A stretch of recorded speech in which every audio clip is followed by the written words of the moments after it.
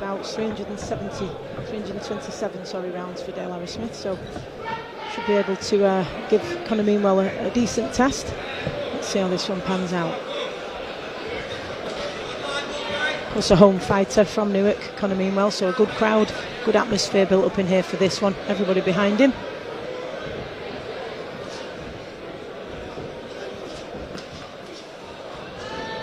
A little bit of a slip there. Working well behind the jab so far, Conor Meanwell. Got a couple of decent body shots off there as well, so nice start to the round for him.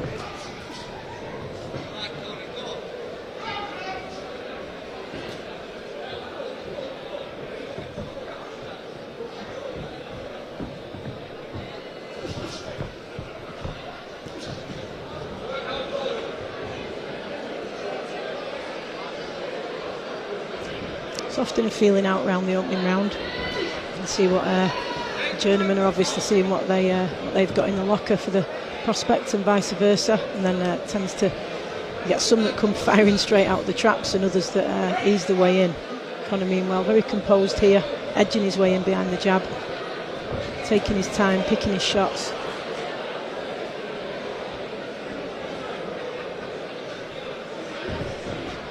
Got the slight reach advantage that he's got to overcome. Arrowsmith's got a slightly longer reach than him. He's got to find a way past that. Slightly taller as well. Tucking up well, Arrowsmith. Nice counter attempt from Conor Meanwell there.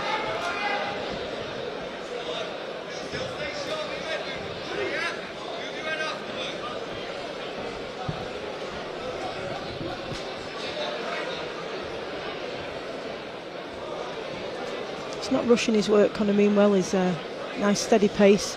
It's easy to get really fired up when you're the home fighter, right in front of a home crowd, and everybody's sort of wanting you to push on and get at them, but sometimes just need to ease in, work your way through, warm to the task, which he's doing nicely.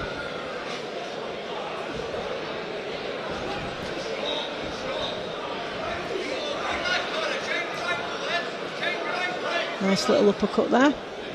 He's getting some more variety in his shots now, Conor Meanwell. He's had some good efforts to the body, a couple of uppercuts as well. He's not just relying on the straight shots, so that's good to see. He's finding a way through with journeymen. They're really good at tucking up and negating your attributes, so you've got to find a way through and push him back a little bit, which he's beginning to do gradually.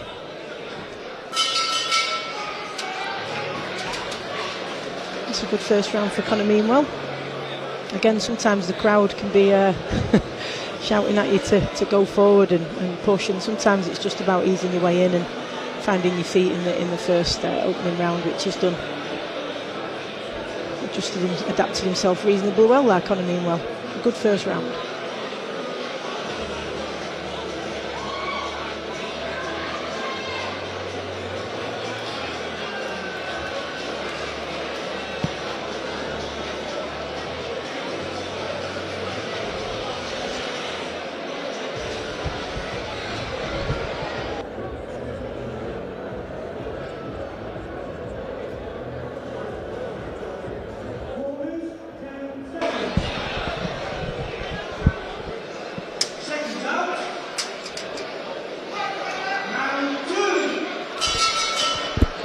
see if Conor Meanwell ups the intensity here. Pitbull, as he's known, 27 years old.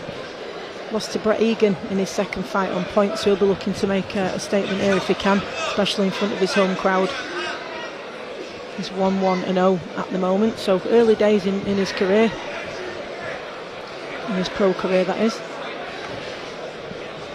See if he's got other gears perhaps that he can go through. Sometimes throwing from a bit too far out, needs to take his feet in a little bit more before he, particularly before he throws that backhand. I'm sure that'll come as he starts to find his range as the fight progresses. This 4-3s, of course, sometimes not quite in range to throw that backhand, so it's something he's got to figure out. Good shot from Arrowsmith there. Using those, he's got nice long levers, reach advantage there, snapping that jab out. Done a good job of tying Meanwell up. You can see why he's got the nickname Pitbull as he gets in and roughs him up on the inside, as you'd expect.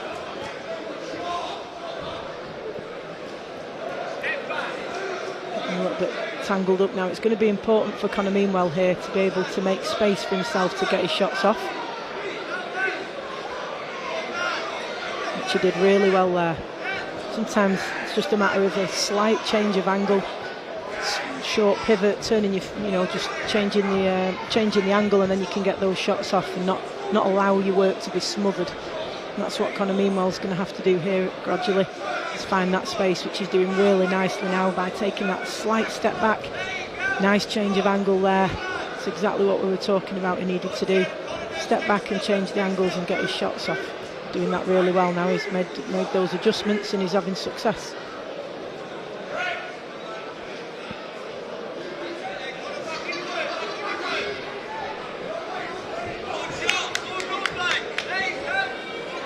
Tough sometimes coming off a loss, particularly, well, at any point in your career, but particularly in those early days, as mentally it can be a bit of a stumbling block that you then want to overcome, and got something to prove to yourself and everybody else, and you can get carried away with that. But Conor Meanwell hasn't. He's really sort of stayed focused on what he's trying to do here. Arrowsmith's dropping his guard now, making Conor Meanwell having to come and look for him.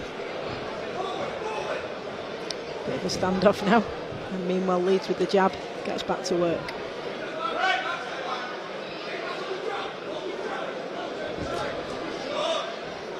Really important role that journeymen play in developing prospects and getting fighters through the rounds, giving them different problems that they have to work out.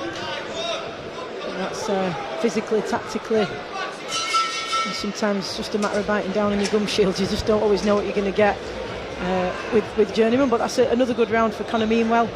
Seemed to work a bit more on the inside for this one, working away well to the body.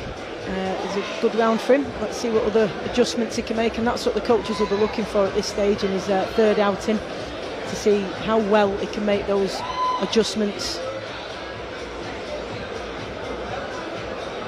in between rounds.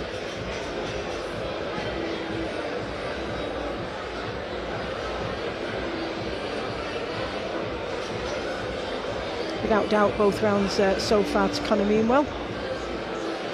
Arrowsmith is a very busy journeyman. He's out frequently, as we were saying earlier. 82 bouts under his belt, 327 rounds, and he's got some fights lined up. So he'll want to be making sure he gets through this without missing another payday. That's for sure. He'll be wanting to keep him at range, do what he needs to do to put the Pitbull through the rounds, but without taking any too many risks. And he does want to reach 100 this year, so he's on 82. He's well on course for that.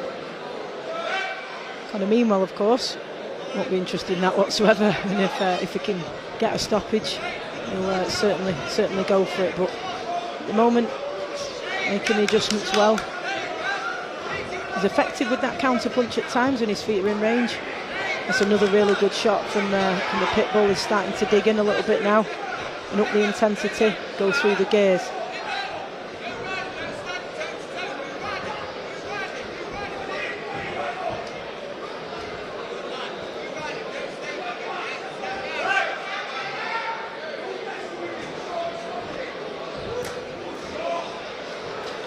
Good body shot from Arrowsmith, but well blocked from Conor Meanwell.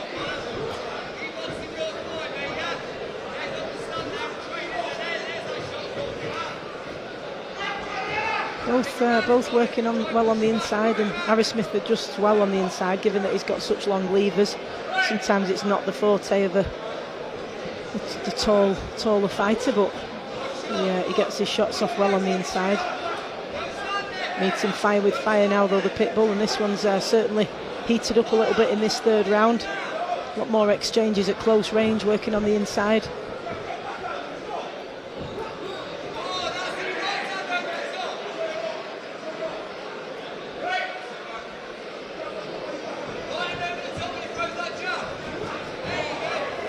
Good shot from Arrowsmith. Just going to have to be wary of that one. Meanwell, that overhand right just caught him there a little bit off guard. Recovered well though. This is tiring when somebody's leaning on you, tying you up, saps your energy, so Meanwell will have to absorb that. Take a few deep breaths and go again. Again, a little bit out of range with that backhand, a little bit wild. Nice hook though in return, in response. Again, he's going to have to solve this problem of allowing Arrowsmith to tie him up, sap his energy by leaning on him. He's going to have to step back, change the angles, make space to get those shots off. Easier said than done, of course, but it's all part of the game, and making those adjustments and learning how to make space for yourself.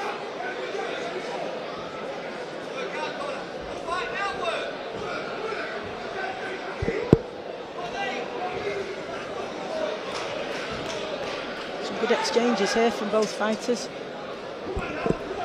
Both working well on the inside.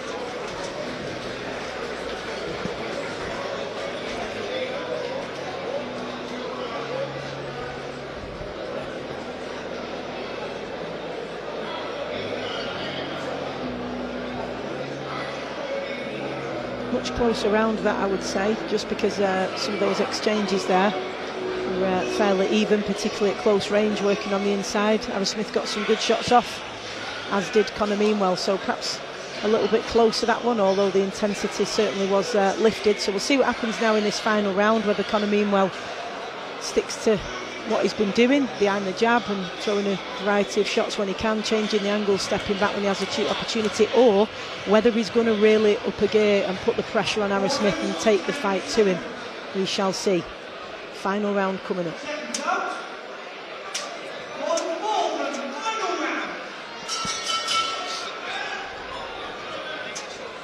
Straight in his face there, Conor Meanwell, perhaps showing the intent.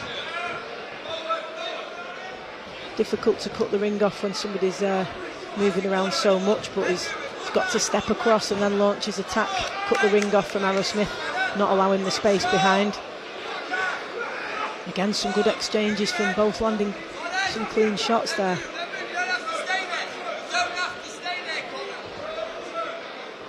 Some good exchanges there. I'd like to see Conor Meanwell, when he's had a flurry like we've just seen there, to then step back rather than leaning on to Arrowsmith and obviously needing a breather because he's getting tired, but to change the angle instead, or perhaps step away and then come back in and go again, as opposed to just leaning on and allowing his work to be stifled and taking that little bit of a breather, and that would up the intensity and put the pressure on Arrowsmith, as opposed to leaning like this. He's got caught against the ropes now.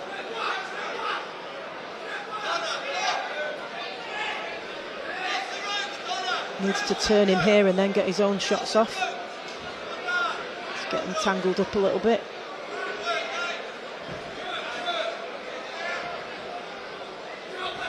Little smile from Arrowsmith. Of course, these journeymen know all the tricks of the trade to keep you tied up and take as least punishment as possible. That's the aim of the game for them, of course, and they're very astute at doing just that. Very experienced journeyman. Arrowsmith has seen every sort of style in front of him, and that's himself well. Conor Meanwell's got to up the work rate here. Can't allow himself too much time of leaning on Arrowsmith and taking too many breathers in between. He's got to, like here, needs to step back and then go again, or change the angle and go again. Can't afford to be leaning in too much. He's got to go again and up the work rate and get his shots off. taking too many here. Looks like he's getting a little bit tired, as is expected in the final round, and he's invested a lot in those early rounds, but really needs to step back now. Now, when he's thrown some of those shots, he could do with either changing the angle and going again, or stepping away and coming back in, just to up that intensity, keep the pressure on, and show the referee that he's taking the fight to Arrowsmith and dominating. He's not quite doing that at the moment. Sometimes your mind's telling your body what to do, and your body's a bit gassed. It just can't fulfil it. So it's much easier said than done, but that is what he needs to do. Great shot there from him. Perhaps that'll give him a bit of impetus now. He didn't capitalise on it. He's allowed himself to get tangled up again, as opposed to going again sharp shots and staying at range. Oh, here we go. Here's the pit bull. Arrowsmith happy to trade and meet fire with fire. That was an interesting last 10. And there we go. Heard the clacker and started to up the intensity. But it was a good performance all in all. And I'm sure if Conor Meanwell gets the nod here, he'll be well pleased with that, having been beaten in his last out. It was really important for him to get a W on his record and get back on track, which I've no doubt will happen. And we await now the MC to give us the result.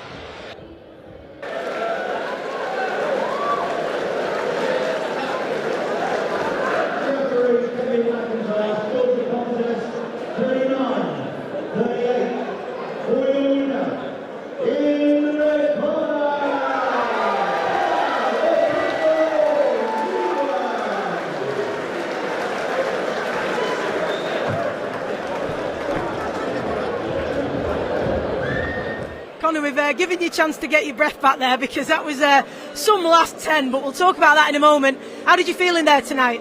I mean, look, I'll be honest, I think I'm a little bit run down, because I turned pro in December, and that's the signing the contract in September last year, and since then I've been non-stop. I had a pro fight in December. I literally had my second 4 weeks ago in Birmingham, and then on the home show tonight. So it's just one of those ones, like I need a break. Sometimes you need it mentally as well as physically, when you're pushing all the time. Absolutely. How did you find it in front of a home crowd? Did you enjoy that? Did you feel the pressure? How did you feel about that? One thing about me, what people do know, especially at home, and that we'll get to know, is I thrive in things like that. Look at that last 10 seconds. I want to make it exciting. Look, Dale was no joke. He's very experienced and knows how to box. But it's like one of these, it's like, I'll make it exciting, because that's what I want to do from the home crowd. So I thrive in situations like that. Well, as you just said, Arrowsmith, 82 bouts, very experienced journeyman. How have you found adapting to the pro game? You're only 3 fights in. You've been very, very busy. How have you found it? I mean, I finished off my last amateur season last year, and then I turned pro. I've had over 40 amateur bouts. And the thing with the amateurs, I had a pro style anyway. So those like 3 rounds where they're like fast paced. I always started off slow, like you're seeing tonight. And then I like build up into it. So the pros suits me to a T. I don't thought you were slow though. I thought you were composed. I thought you did really well in those opening rounds as well. The last 10 though, we saw why you've got the nickname Pitbull. Tell us about that when you heard those clackers. You know what? I thought of that literally like the first 10 seconds into the last round. I goes, you know what, when I hear those clappers, if you're still there, I'm going to go, look, let's fucking rock. Sorry, excuse my language, but I heard it, I was like, right, come on, last 10, last round, let's do it.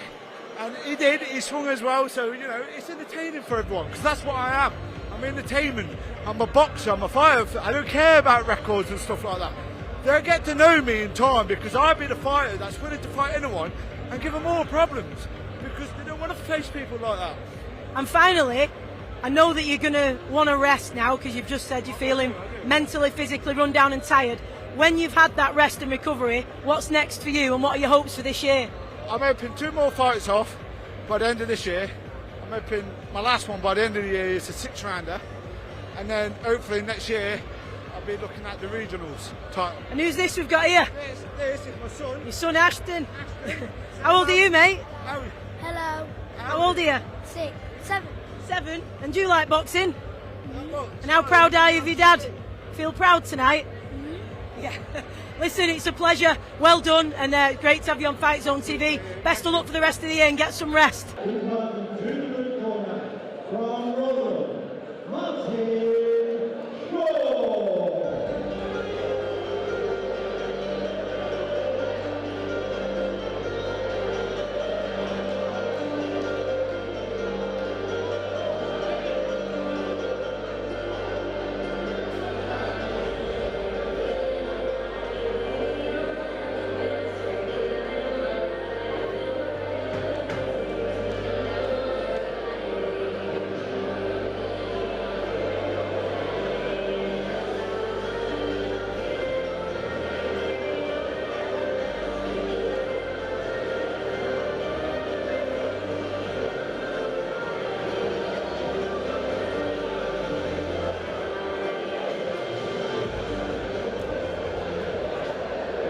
Please welcome to the red corner from Newark, Tom Harris.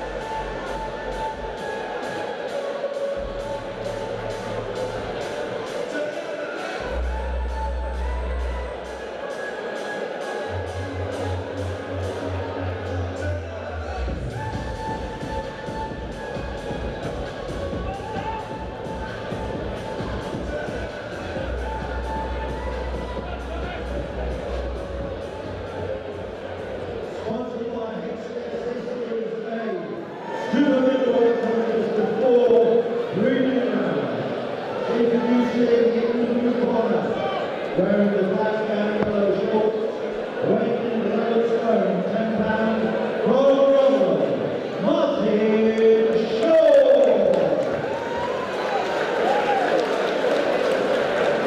And in the red corner, wearing the white shorts, weighing 11 stone, 12 pounds, with record 9 wins, 3 by knockout, from Newark, Tom Harris.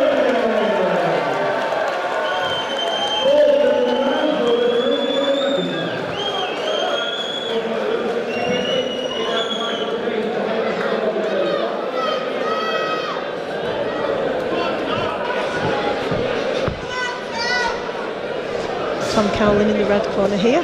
Martin Shaw in the opposing blue corner. Another home fighter from Newark is Cowling, 26 years old, made his debut in 2019. He's had 9 unbeaten, 3 stoppages, so he's a good prospect. He'll be looking to put on a show in front of the home crowd. Started really sharp with that jab.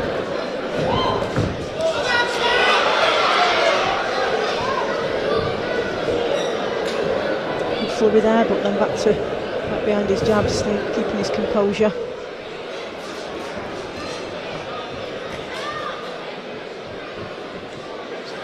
It's a nice start from Tom. Dominant straight from the off, taking the centre ring, pushing Shaw back, stamping his authority on this one. Nice range of shots there. Might be in for a tough night's work here, Shaw. From Rotherham, nicknamed the Daddy, 31 years old.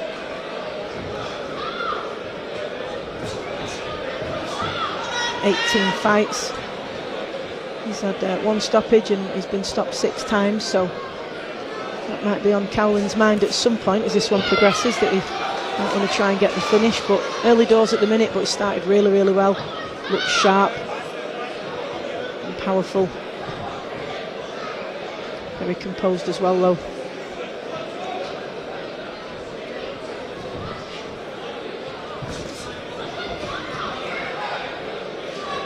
See on the back of Cowling shorts, he's got the ringside resting care logo. It's a great deal of work that's gone into that from members of the boxing community to provide support for those who fall on difficult times following their career. So that's good to see young up-and-coming fighters supporting that and being part of that community, supporting other boxers. Shaw just making sure he's throwing enough leather back to keep this one interesting. Good movement from Shaw on his bike, out of danger, but Tom Cowling constantly hunting him down, edging in towards his man, getting behind that jab. Nice backhand as well, so he's setting himself really well, gets in range well, very reserved with his energy, he doesn't waste any shots, mixing it up to the body now as well. Very much in control of this one, Cowling, no doubt whatsoever.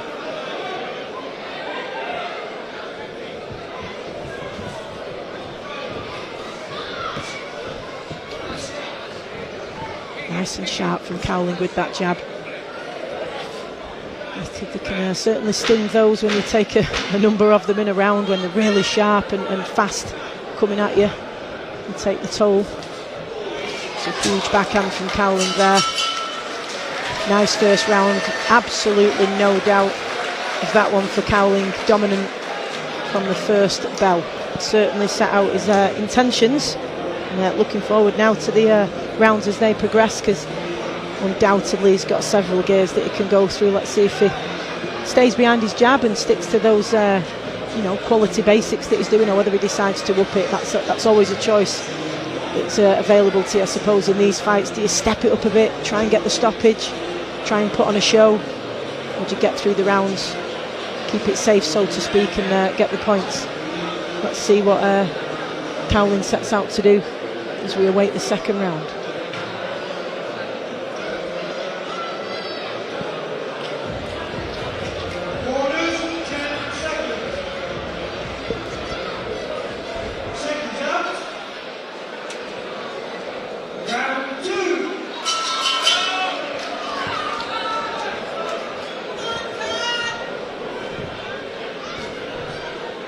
Very neat and tidy fighter, Tom Cowling, as we already know.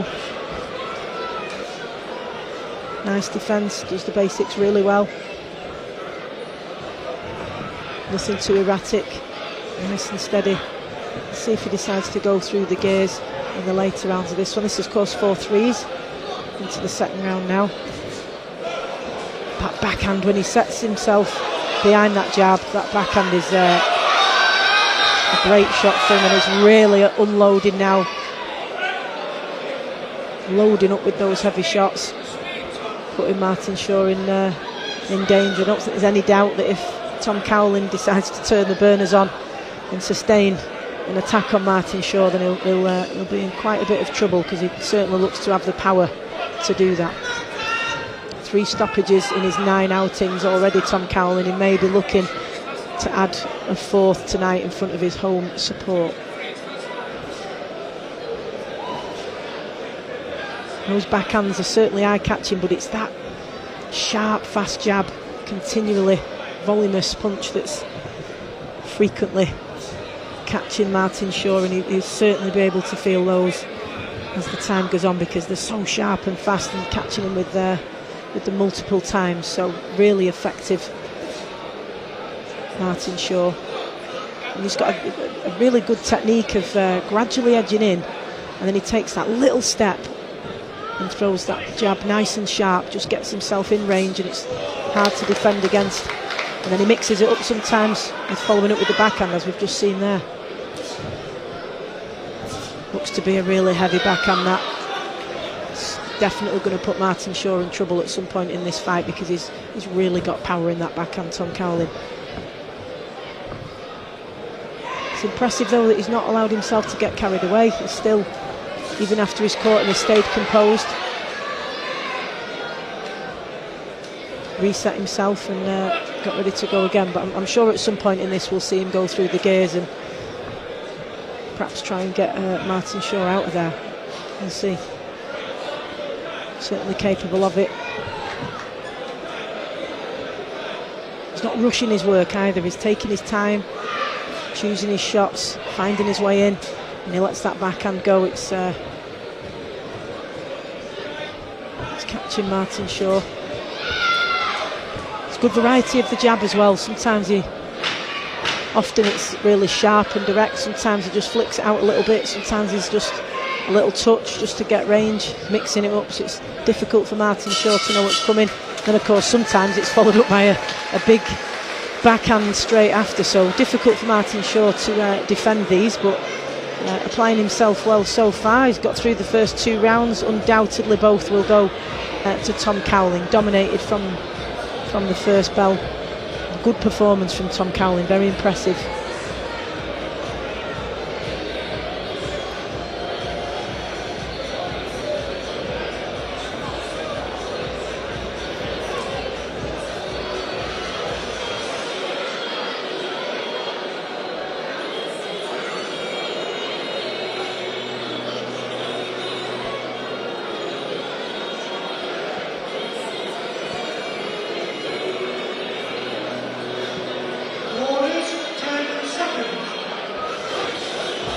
Get ready for the 3rd round.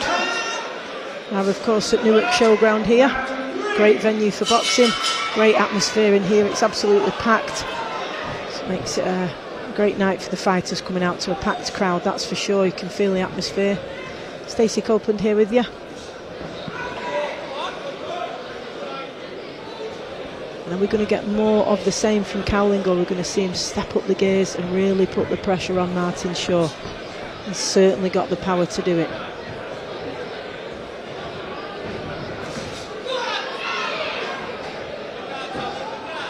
Very much looks the bigger fighter physically, Tom Cowling.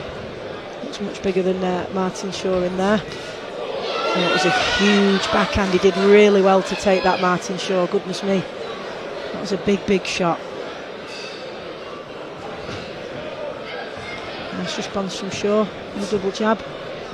As I say, that's the thing with Cowling, really difficult to judge that jab. Sometimes it's coming straight into the body, sometimes it's sharp to the head, sometimes it's just a little touch, tap in to get in range, and then sometimes he sets it up with that backhand, and that is some shot for him. Really loads up on that backhand.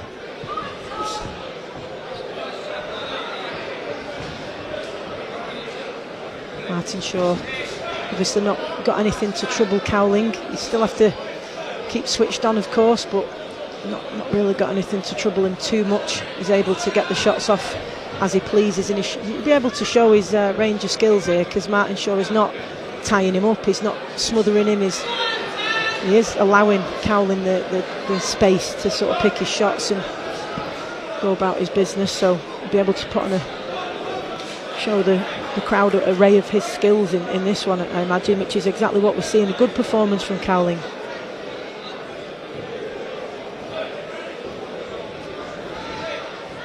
Just pouring away with that jab, pouring away, and you can see he's just setting up for that backhand, edging his way in, edging. There it is. There it is again, setting it up each time. It's so difficult for Martin Shaw to avoid that because he sets it up so well. His timing's precise, accuracy is in range, sets it up really well, that backhand off the back of the jab. Martin Shaw won't want to be taking too many of those. Just walking his man down, Tom Cowling.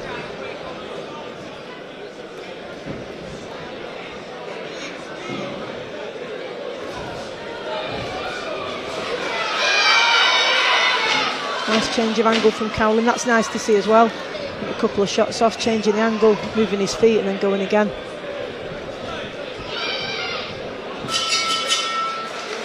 And again, as you saw there, as he pushed Martin Shaw back to the ropes, he didn't let that backhand go because he wasn't quite in range, his feet weren't quite set, and that's good to see. He's not wasting any shots, not throwing for the sake of it. Very precise, accurate, chooses his shots well. Let's see in the final round now if Cowling decides he wants to step it up and perhaps try and get the stoppage. As I say, absolutely capable of it, and we've seen when he lets those hands go, loads up on those shots with power. Martin Shaw is certainly in a whole lot of danger, so let's see if Cowling decides to do that in this final round. could be explosive.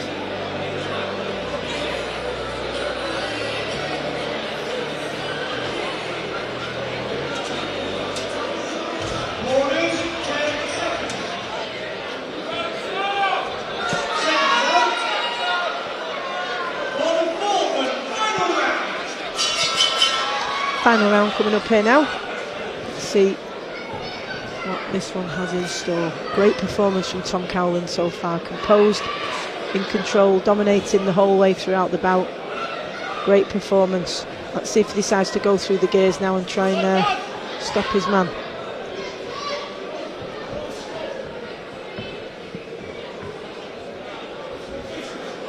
Been a good one for the crowd this as well, because at times when he's up the ante a bit and put pressure on Martin Shaw, the crowd always enjoy that, of course. I'm sure we'll see a bit more of that in this final round. Doesn't get carried away though. Tom Cowlin is precise and composed with his work, as you'd expect. 9 fights in, gaining experience with each one. It's a good body shot there. It'd be good to see him getting some more body shots off, albeit very, very effective and successful with his jab and his backhand. It would be nice to see him throw a bit of a variety and let some of those body shots go as well.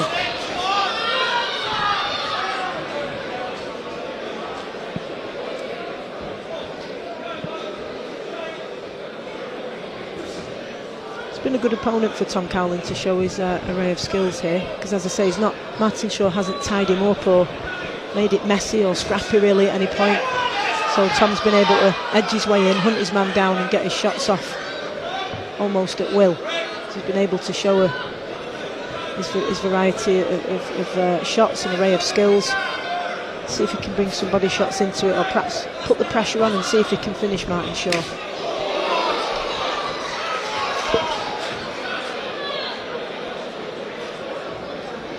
Nice to see him mix up body and head there in that last flurry.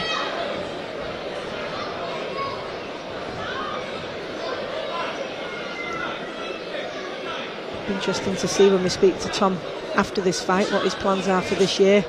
9 fights in, boxed well within himself here. Very, very comfortable win for him here. So let's see what is. Be interesting to see what his plans are for the year.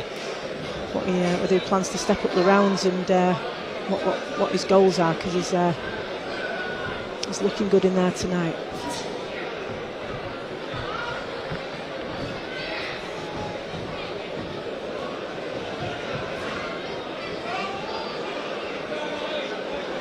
Too much coming back from Martin Shaw. He's not had to do too much defensively, Tom Cowlin, but when he has, he's done it well. He's not switched off at any point, kept his concentration, not allowed Martin Shaw a sniff, which is also good to see.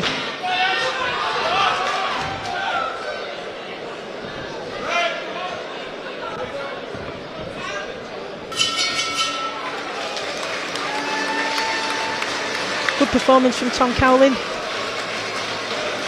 Dominated from the first bell, always in control, and showed that he's got quite a bit of power in his locker as well, which that's going to be important at some stage. Some fights you do rely on that power, and he's certainly got it in his locker. So another good performance from Tom Cowlin, local lad as well from Newark, so that'll certainly be one that's pleased the fans, and all right behind him, and the atmosphere lifted when he came out, that's for sure, and they won't be disappointed with that. Good performance from Tom Cowlin.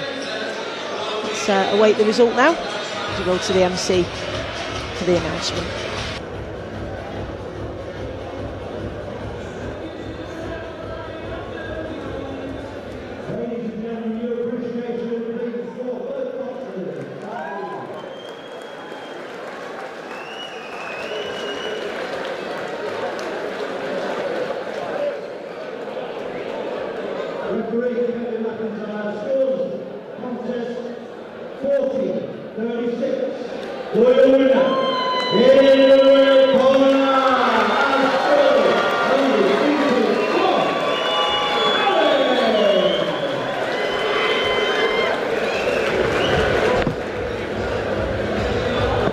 Tom, your 10th fight, great performance. You were in control from the very first bell, took centre ring, pushed him back. Looked like you've got a lot of power in that backhand as well. What was the plan tonight, and were you happy with how your performance went? Yeah, I'm happy with it. I wasn't going to fight tonight. I've only had 2 weeks training for this with an injury, so I could have got him out there any time. But I'm just happy to get the rounds in, get another win. Yeah. Well, that makes sense, because I was saying during commentary, it looked like you had the power to take him out if you wanted to sustain an attack. You obviously chose not to, and that explains why. How important is it at this stage for you to get the rounds under your belt? Yeah, very important to get the rounds in. With it being Cole's 150th show in my hometown, I couldn't miss it. So no, I'm happy. I'm glad that we got out, got the win. On to the next one. And what did you make of this home crowd? I mean, it was an amazing atmosphere when you walked out. It's been a great atmosphere all night. You got such a brilliant reception. What was that like for you as a fighter in front of all your home fans? Oh, it means everything. I've got a great set of mates and family who all support me in every fight, and they're going to be there all the way with me. So see how far we can all go. And how did you feel, given what was your injury? I had an eye problem, something with my eye. So how was that throughout the fight? Did you feel confident? Has that sort of got any worries out the back of your mind now? No, it was perfectly gone. It was all gone. Just 6 weeks ago, it worries you a bit. You think, oh, I've got a fight, but no, we got round it. We trained round it. It's the worst roller coaster having an injury in the back of your mind, isn't it? But at least that's put to bed for you now.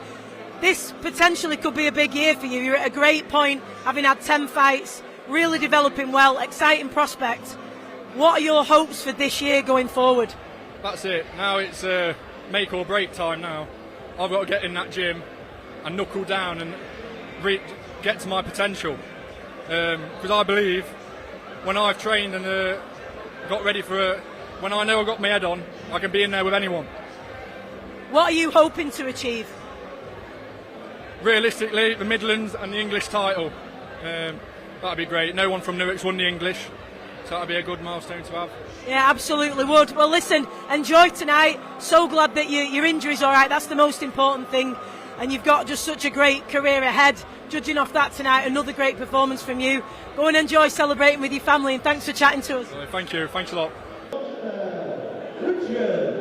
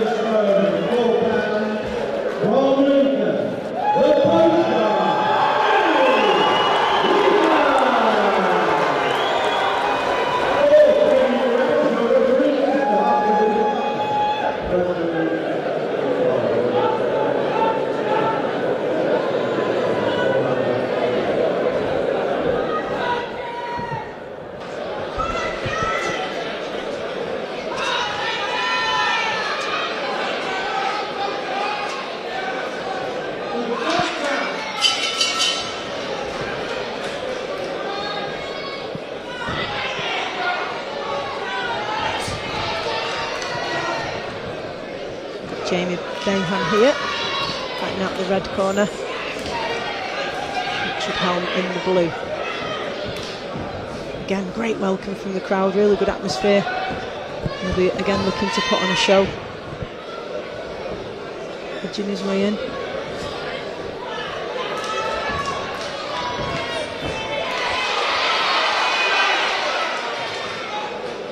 Difficult when you're eager to get at your opponent, and sometimes you can lean over that front foot a little bit too much, and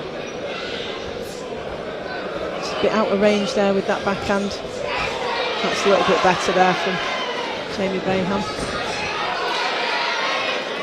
As I say, it's difficult when you're eager to get at them. You can end up sort of stepping over that front foot, leaning over it a little bit too much, losing your balance.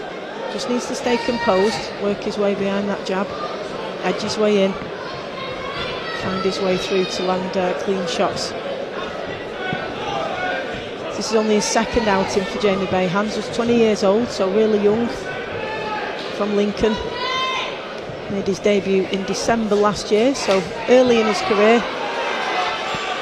These important learning fights, these, and Richard Helm will certainly give him that. He's more experienced, of course. 15 fights he's had. 36 years old from Rochdale. Looking to make it tough for Bainham this evening. Low lead hand style from Richard Helm. He's not afraid to take centre ring and push Bainham back. Bainham's going to have to work his way into this one and make sure he's stamping his authority on it as well.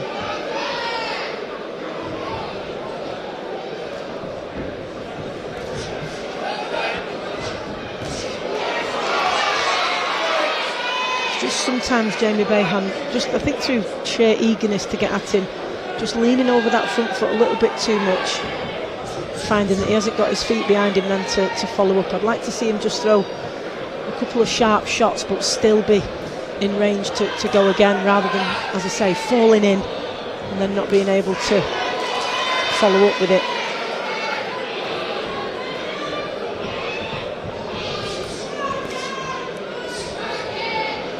It was better for him getting his shots off and then stepping out.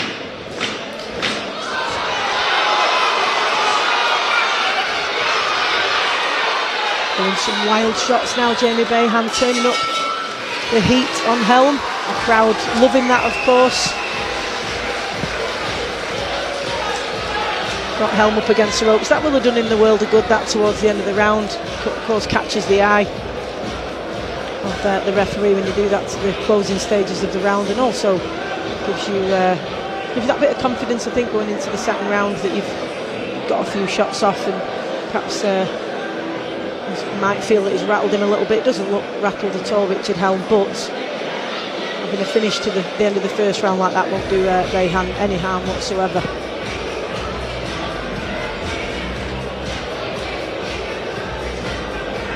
I'd like to see him in this second round just be more wary of falling in. I think, just as I say, through that short eagerness to get at Helm and put on a show and please the fans and all of that, sometimes falling in a little bit, and it's meaning that his feet are not under him to get the next shots off. So I'd certainly like to see him adjust in that sense in this round. He certainly knows now, because of the closing stages of the first round, that he can put Richard Helm under pressure. He managed to do that with some nice combinations at the end of that last round. Can't switch off though, Helm not afraid to come at him himself, and he's caught him a few times, so he's got to stay switched on. Again, a little bit wild, out of range, but that's all part of the inexperience and learning gradually. It's only his second fight, remember. Learning as he goes. Doing a better job so far of not falling in though. Just needs to wait till he's in range, bring his feet with him before he gets those launches those big attacks. Otherwise he's throwing from out of range and got his feet under him, loses his balance, and he's in a more vulnerable position there. But he's doing better in this round at keeping his feet under him, not falling in. this is better from Bayhan, much better, and Helm hasn't been able to get as many shots off in return as he did in the first round, and that's because Bayhan's movement in finding the range has been much better.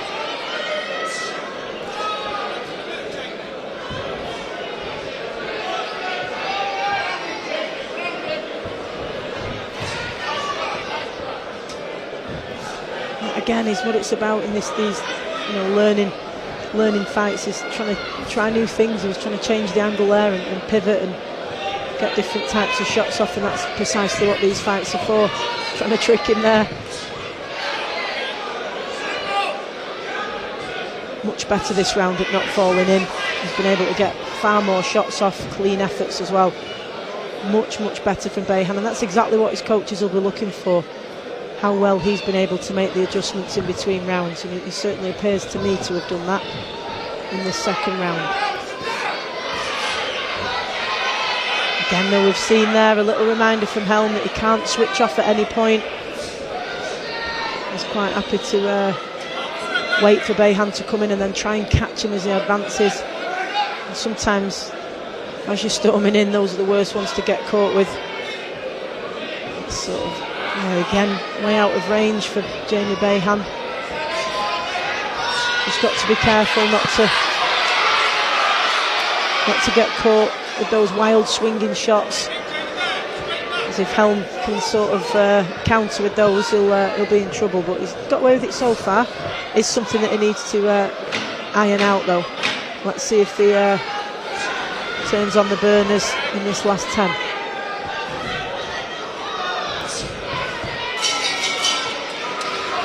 Better round from Bayhan there, I thought, especially because he wasn't falling in over that front foot, keeping his range, keeping his work nice and tidy, and got his shots off well.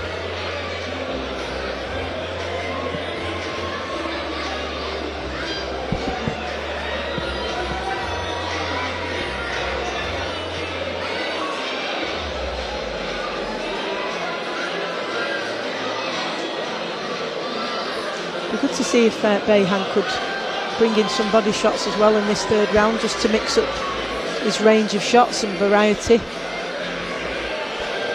Maybe trying to change the angles as well, mix it up a little bit. Doing really well so far, though. Again, a reminder, it's only his second fight, so inexperienced at this stage. He's in with Richard Helm, who's had 15, 36 years old and more experienced. He's adapting well from round to round. Let's see what he can bring in this one. I'd like to see him, as I say, try and mix it up a bit more by going to the body a little bit sometimes, and maybe two-phase attacks as well. He goes and steps out and perhaps goes again. He's trying to change the angles there, but I think what's not working for him is he's not planted and thrown the first shots before he's trying to change and pivot the angle before he's got the first shots off. Be more effective if he waits till he's in range, got a couple of shots off, and then changes the angle. That was much better, much more effective there from Bayhan. He's adjusting himself well.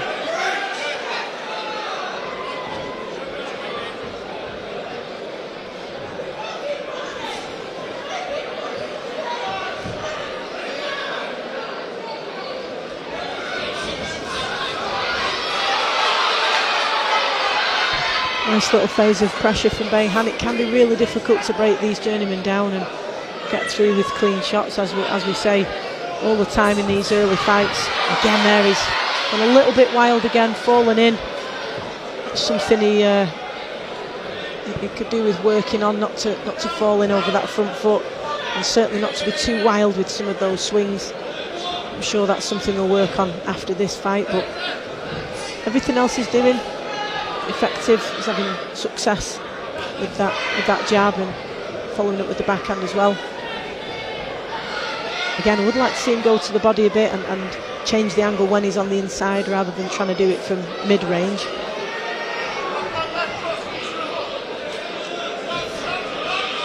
Good learning fight from this in his second one as well, because Helm's given him plenty to think about, but still allowing him to get his shots off too and try some things, which is what it's all about. Can be really hard to break down, though. got to try different ways of getting through and finding the gaps and creating the gaps, goading them into throwing shots so that you can exploit that and land clean, which is gradually doing Jamie Bayham. Took one there though from Helm again, has to stay switched on. He's not afraid to throw a couple, Helm, and sometimes his timing and accuracy is spot on and he is catching him. Got to remain aware of that.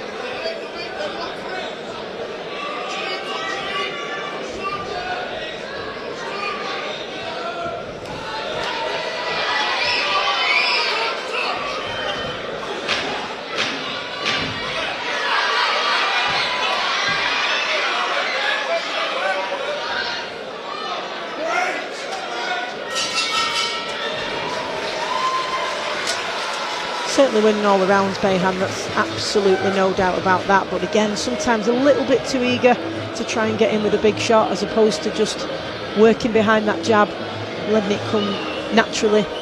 Just trying to force it a little bit sometimes, and again that's all part of the learning curve. Sometimes you can't see it until you watch it back and then you're able to see what adjustments you need to make next time out. Only a second fight, only 20 years old, so plenty of time to develop, and this is a great learning fight for him. Just made his debut in December last year, the poacher, as he's known, from Lincoln, Jamie Bayham. So plenty to work on here. Let's see if we can put it together in the final round.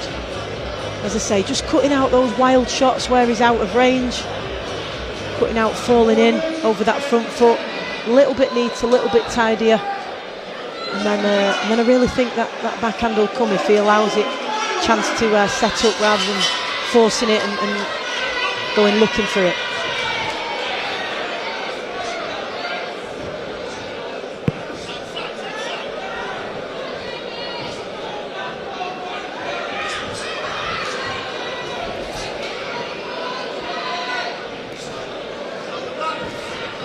This is better from Bayham, and sometimes you can get it in your mind that you've got to land the big shots and you've got to get the backhand off, and actually sometimes if it's working effectively to sort of take the space and back them up with your jab, that's absolutely fine, and then just go when the opportunity presents itself. And sometimes you can think you're not doing enough or you've got to throw more, and you can end up throwing shots when you're not really in range or not quite set. But again, that's part of becoming comfortable and ringmanship and competency in terms of managing the fight. Good performance this though from Jamie Bayham. Certainly eager, and plenty of energy, plenty of movement. Trying to find his way through here is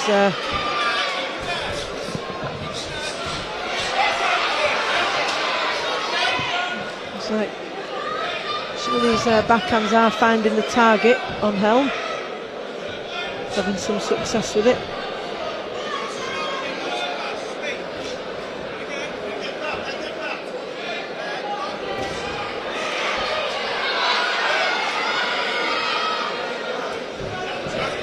Good shot for Bayham when it lands, that lead left hook. He's sometimes throwing it from too far out and not quite timing it right, but when he does, it's an effective shot for him.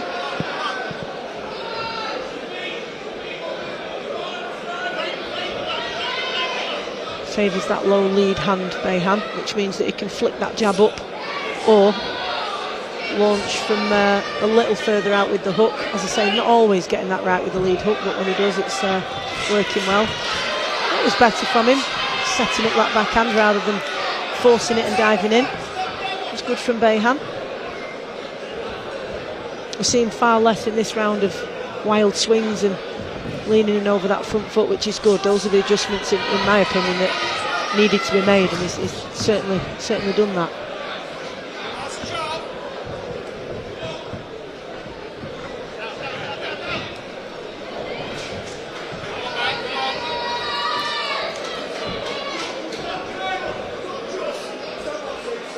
It's only been stopped once, Richard Helm, in 15 outings.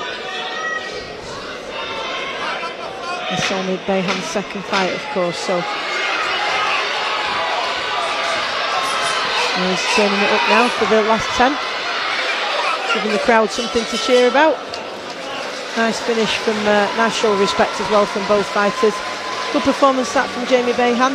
plenty to work on, but that's a good thing. Obviously only his second fight, early doors, just 20 years old. Plenty to work with there, and I'm sure his coaches will be happy, not just with his overall performance, but how he adjusted in between rounds as well. Great learning fight for him, and good things to come from him as we await RMC to give us the results.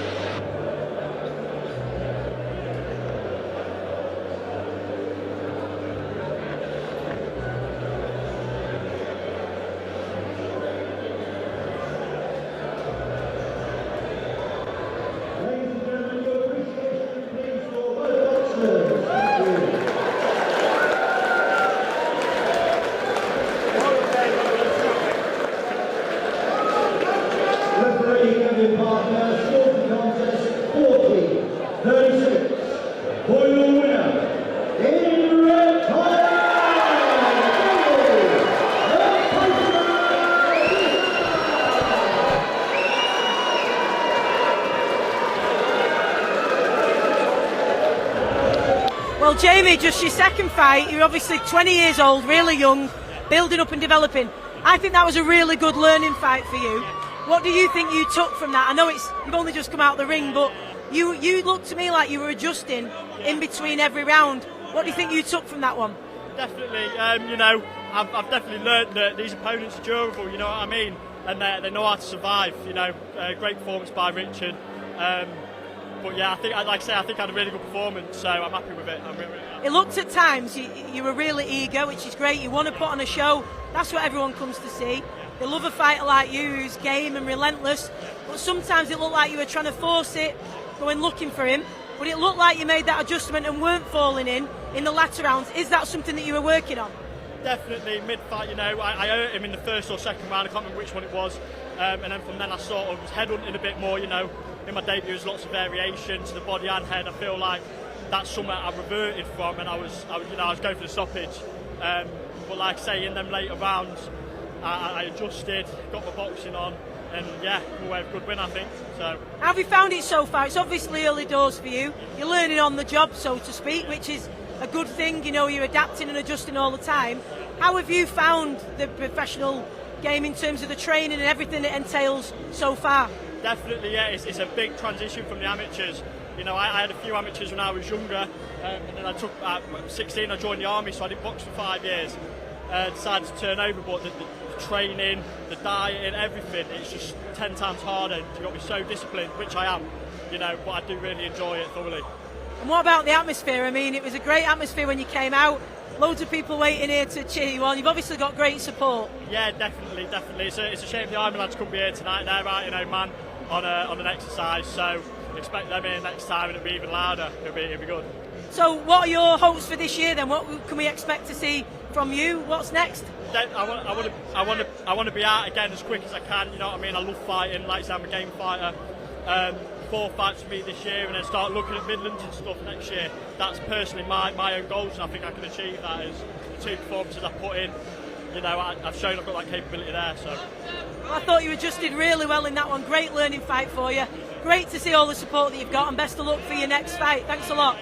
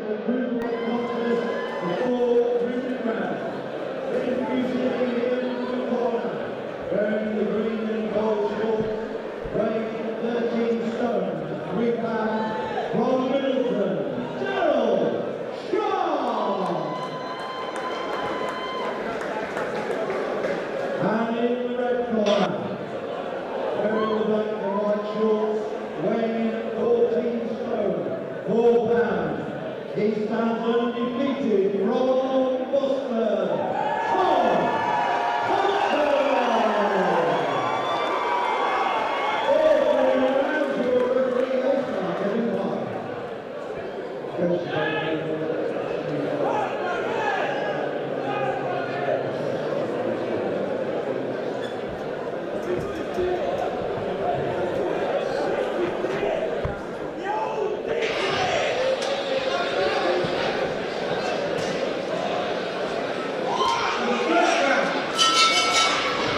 Here we go, we're underway. Tom Pogson boxing out of the red corner in the black shorts. Daryl Sharp boxing out of the blue corner in the green and gold. We know all about Daryl Sharp, of course. Very, very experienced journeyman. 110 bouts from Middleton, 31 years old, and pretty much fought a who's who of prospects in and around his way. It's like a CV of everybody coming through. We saw him a few weeks ago on Fight Zone TV. He faced Derek Asaze, gave him a...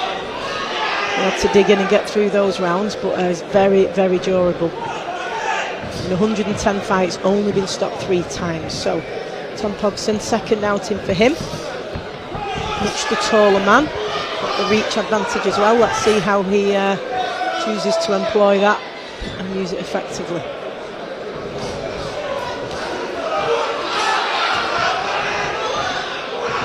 He's always up for the entertainment aspect of it, Daryl Sharp. He's certainly gets the crowd going and plays his part, contributes to some tune to every fight. He's, as I say, well seasoned, knows all the tricks, all the mind games, and absolutely loves it in there. Loves the tie-up, loves the scrap, just loves the game. Tom Pogson won't have any interest in that, of course. He'll want to set about his task and put on a good performance here, the man from Boston. 26 years old, made his debut in December last year, so very, very early days for him. Made it a good start here. He's edging in, taking his time, not doing anything too erratic, just feinting sometimes. Keep Daryl Sharp guessing. Like to see him use that jab a little more, just because again he's got the height and reach advantage. Be good to see him sticking that jab out a little bit more frequently. Give Daryl Sharp something to think about and set up his backhand off the back of it as well, but doing well so far. He's taken centre ring, he's pushing him back, choosing his shots, taking his time. Nothing too wild. It's a very busy journeyman, Daryl Sharp, so we're looking to take any risks, but it's very durable as well. So Tom Pogson just needs to keep his work rate high here, not take too long. I'll take it to him a little bit, because Daryl Sharp will be happy to just let him posture and feint in front of him without taking too much stick. That'll certainly suit him, so the onus is on Tom Pogson to take it to Sharp. He's switched into the southpaw stance now, of course, Tom Pogson, changing things up. Steady first round for Pogson there. Like to see him use that jab a little bit more in the second round though. Push Daryl Sharp back with it and set up his shots off the jab. Use that height and reach advantage and reduce the space behind Daryl Sharp to move, back him up a little bit, and then let's see what Pogson's what he's got in the locker in terms of power and shot variety. Maybe we'll see a little bit more of that in the second round, but a decent opening for him. Nothing to trouble him too much from Daryl Sharp.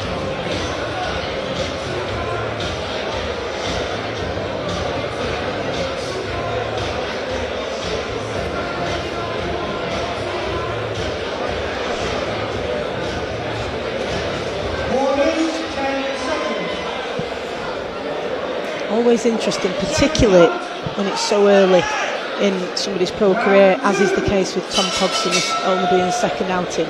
How they adjust between rounds and how they can execute the instructions that the corner has given them. Let's see what he's going to, how he's going to adapt now to. It's not just a matter of upping the work rate. Sometimes you can do that and not pressure with any intelligence. So it is intelligent pressure and effective pressure that's needed if you're going to up the intensity, and it's how to do that. the tricky bit, of course, for any fighter. Let's see what the corner have instructed him to do, and if he can get at Daryl Sharp a little bit more in this round, back him up a bit more and land some clean shots. Doesn't seem too interested, Tom Pogson, in sticking that jab out too much. He's tending to set himself and then launch his attack with hooks to the body and backhand even on a couple of occasions, as opposed to employing that jab more often.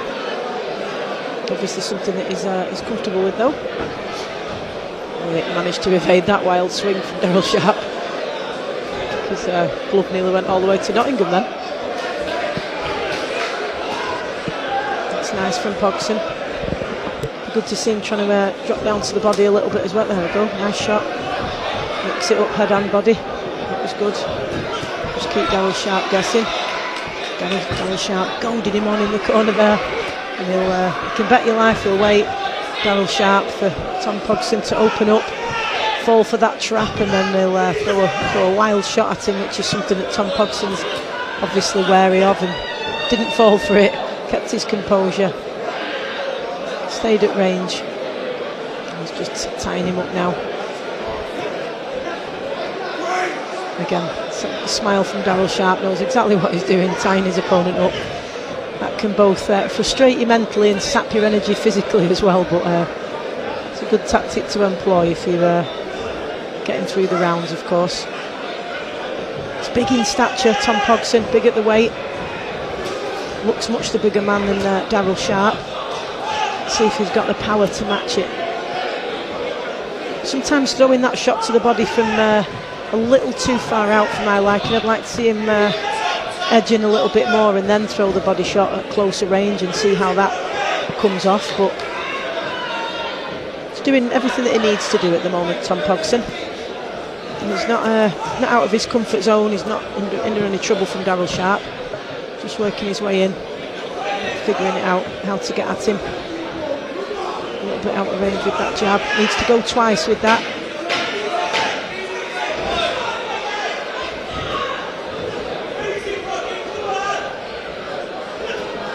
Again, leading with that backhand. Seeming to prefer that as his first shot on it. Quite numerous occasions he's launching in, lunging at him with the backhand, sometimes out of range, and that could leave him a little bit vulnerable if Daryl Sharp chooses to throw one of those wild swings. It's just got to stay switched on and cute to that, Tom Pogson. Would like to see him use that jab more. Single jabs to set him up and keep Daryl Sharp guessing, but sometimes to go in double or even triple jab to really back Daryl Sharp up before he brings his feet in with him and brings in the backhand. See if we notice any changes in this third round in terms of how he's going about his business this evening. Nothing else he needs to do drastically different. He's winning every round, he's reasonably comfortable. Just depends whether he wants to do it more effectively and try and put on a show for the crowd here. Great crowd in here this evening, huge occasion, 150th show for Carl Greaves. It's a massive occasion for him, for the club, his family and everybody involved, so a lot of the fighters will want to be absorbing all of that adrenaline and putting on a good show for sure. Great atmosphere tonight. Daryl Sharp, all the antics as we expected, never fails to deliver on that. Absolutely loves it in there, he does. Again, this is a good test because not only have you tactically got to figure out how to get at some of these journeymen, you've got to learn to deal with all this as well, which you don't get in the amateurs. It's extremely rare that you get this in the amateurs. And in the pros, it's something you've got to learn how to figure out. And they're smiling at you and laughing and goading you. You've got to not allow yourself to get frustrated. Stick to your game plan, not let it distract you, and that's the thing that can happen, isn't it, in boxing? That split second that you take your eye off it and you can get caught with a shot, so it's vital to stay focused. Again, a little bit out of range with that backhand sometimes. Tom Pogson would like to see him double up with the jab before he lets that backhand go, so that he's in range, he's got his feet in. And again there, a single jab and a wild backhand. I really think if he doubled up with that jab, to allow himself to get closer in range, bring his feet in, then that backhand would be a lot more effective and find its target more frequently.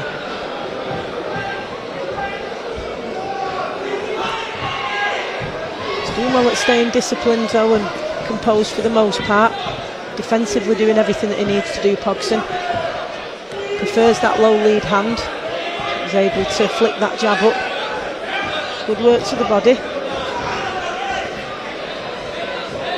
Again, sometimes needs to have his feet in a little bit closer to get some of those shots off. Good use of the jab there.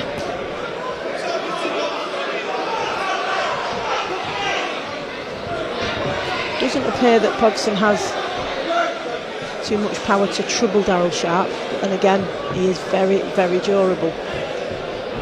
Only 3 stoppages in 110 bouts, which is incredible, especially given some of the talent that he's been in with.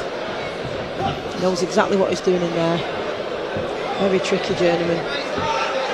Tough and durable.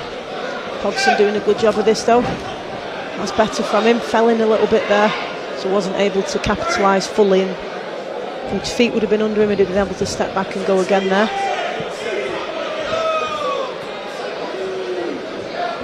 Just being a quick word from the referee to step back for Pogson there.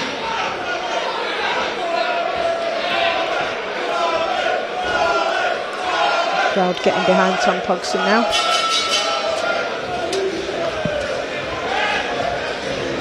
Well, he's certainly winning every round on my card, Tom Pogson. Final round coming up, and let's see if it, like I say, I would really like to see him double up with the backhand, and that way it allows him to bring his feet in, get into range, and then let the backhand go, and from there perhaps change angle and throw some combinations from there, because it looks like he can be a heavy hitter, just needs the right opportunity to get those shots off cleanly. Let's see if he can if that opportunity presents itself in the final round.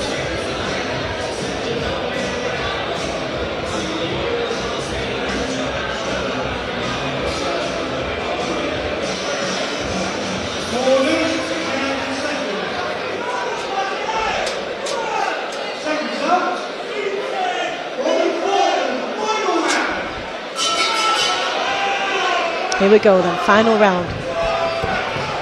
Pogson setting out nice and sharp with that jab.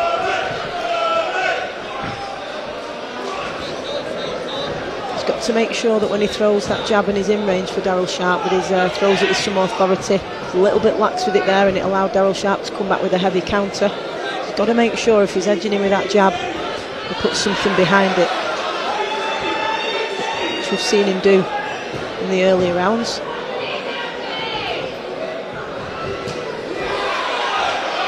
That was better that time from Tom Pogson, because although it was a single jab backed up by the backhand, he was in range, he brought his feet in range, so he was able to land it with more success.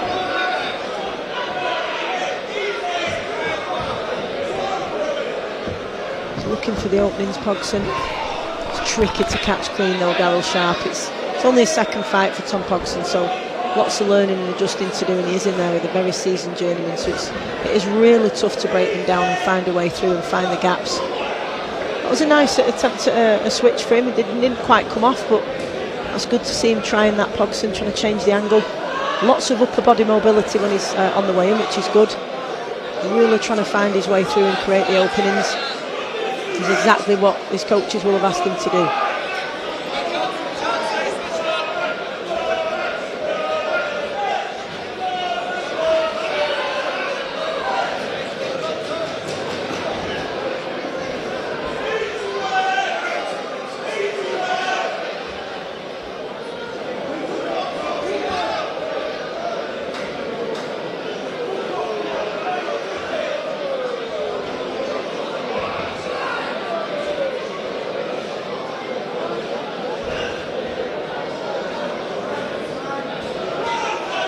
Really interesting that Tom Pogson isn't choosing to use that jab more, given his height and reach advantage, and as I say, he's much the bigger man, or it certainly looks to be in there.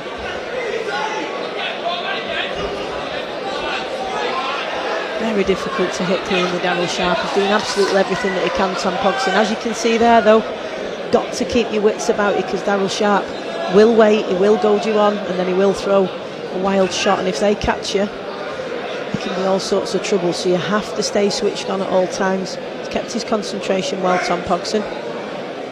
Let's see if he can have a good strong finish now to this final round.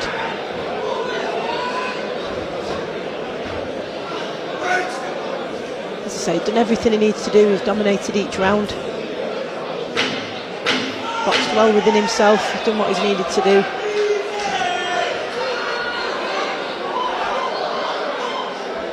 A bit of an untidy finish, but good performance overall from Tom Pogson. We'll be chatting to him shortly and see if he was happy with that, and if he made the adjustments that his coaches asked and went about it as per the corner's instructions. We'll find out that when we chat to him. But a very, very tough opponent in Darryl Sharp, seasoned, tough journeyman, and Tom Pogson applied himself very well there. Only his second fight, remember, 26 years old, just made his debut last December, so a good outing for him. Again, a good learning fight. Tough 4 rounds to come through, did all that he needed to do, and that'll be the home fans happy once again. Let's await our MC Nico to get the result.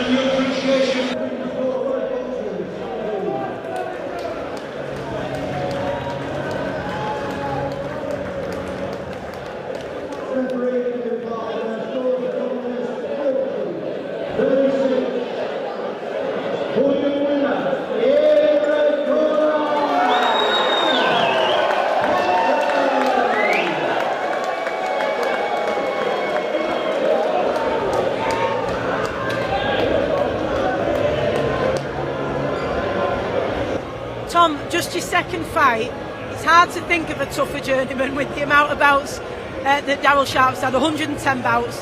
Not only a seasoned journeyman, but he's difficult, he's awkward, he frustrates you, he's pulling faces at you, tries to distract you, all the antics.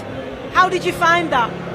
Like I say, very tough. He's got a really hard head. Like I was catching with some decent right hands there.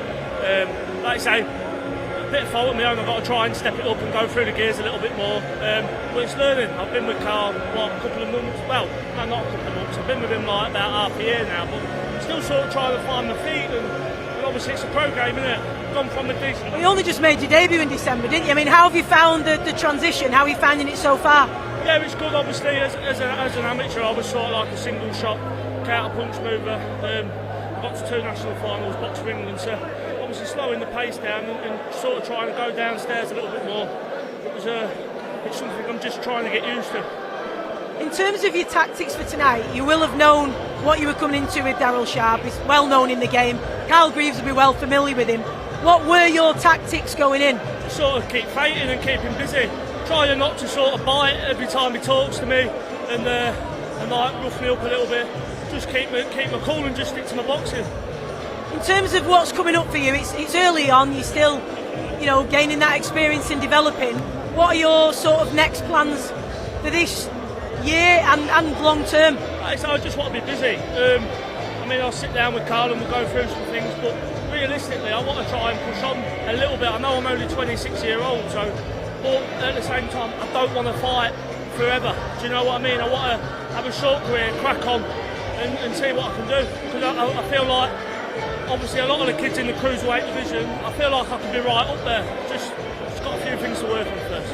And finally, you've just mentioned Carl Greaves, of course, saying it's going well with him. Early days, but you're building that relationship.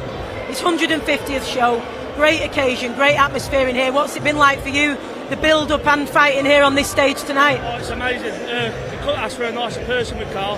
He's brilliant. He's a great ambassador for the sport, and he's a proud man, and I'm proud to call him a friend as well as a manager of boxer, which you find very rare in this game. It certainly is.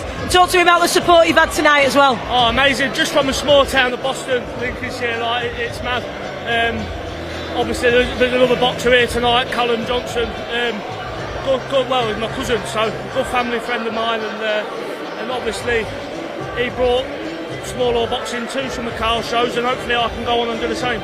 Well done tonight, great performance, great to see all the support that you've got. Lovely to hear you talk about Carl in that way. It's obviously a really good relationship which will stand you in good stead, and all the best for what's coming up for you. Nice one, thank you. Cheers.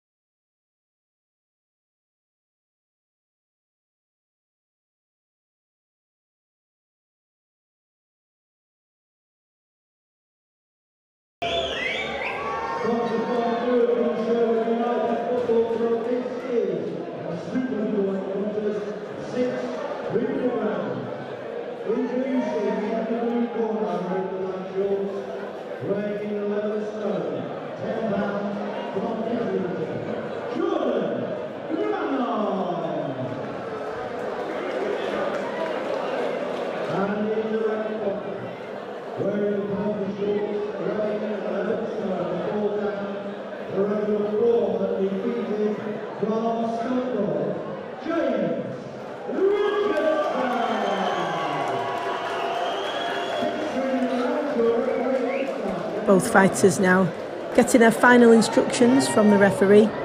As I say, it should be a good one this. James Richardson, 26 years old, from Scunthorpe, made his professional debut in November 21, 4-0, unbeaten at the moment.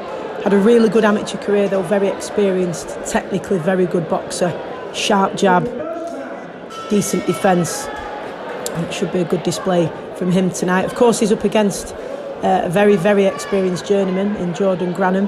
120 bouts under his belt, 549 rounds for the Londoner. Is known as the Brown Eagle, 30 years old. And Richardson, was saying earlier this evening that these are the kind of fights that he wants. He wants tough, tricky, evasive, difficult journeymen who are very experienced, who he's not just going to sort of get out of there quickly. He wants to get the rounds in, learn, develop, and have a tough test. And he's certainly got that in just his fifth outing here against the durable and experienced Jordan Granham. So let's see how he applies himself. I can tell you that jab of James Richardson's is pretty sturdy. It's got some weight behind it. I've actually sparred him myself a couple of times, and my cousin, who's a journeyman, Dale Harris-Smith, has done some rounds with him as well, and he'll also testify to the fact that jab has some real venom in it. So once he starts working behind that jab and snapping it out and using it effectively, he can build from there, which I'd expect to see.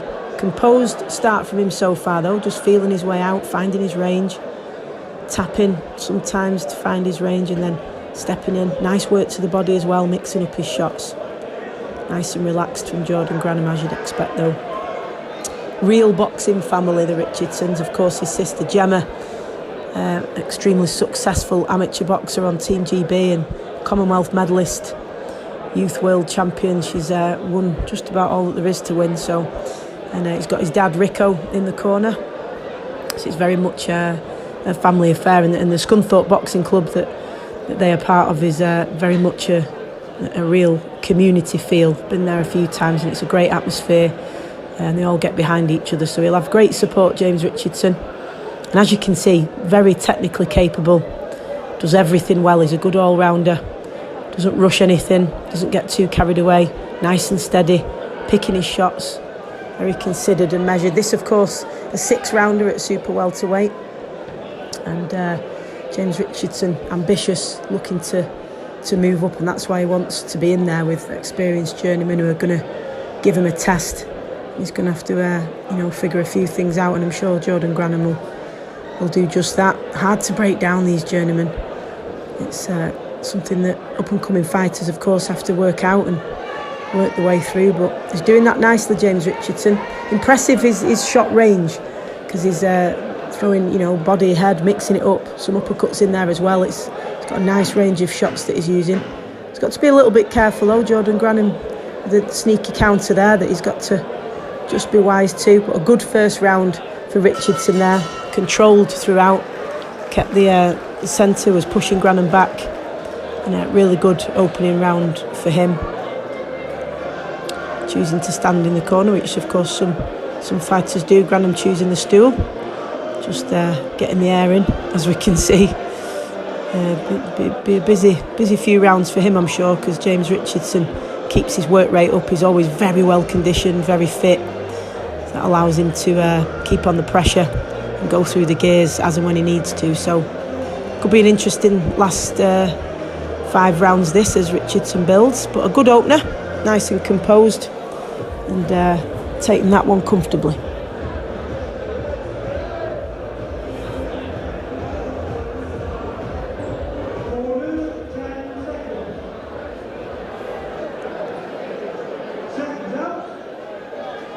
Ready to get the second round underway then.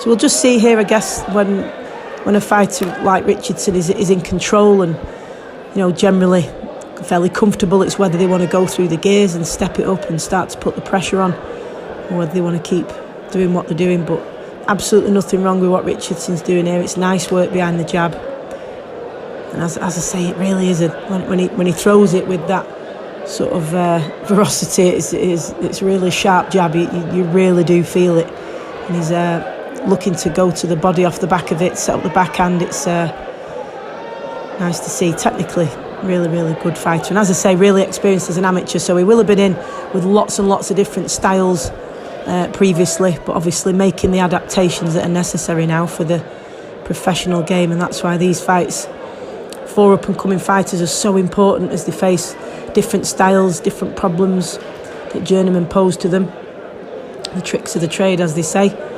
And that's what Richardson's doing, but he's handling it well. Granham, of course, really experienced and knows how to ride the shots that are coming and throw some back when he needs to, and he's certainly keeping Richardson on his toes. He can't switch off.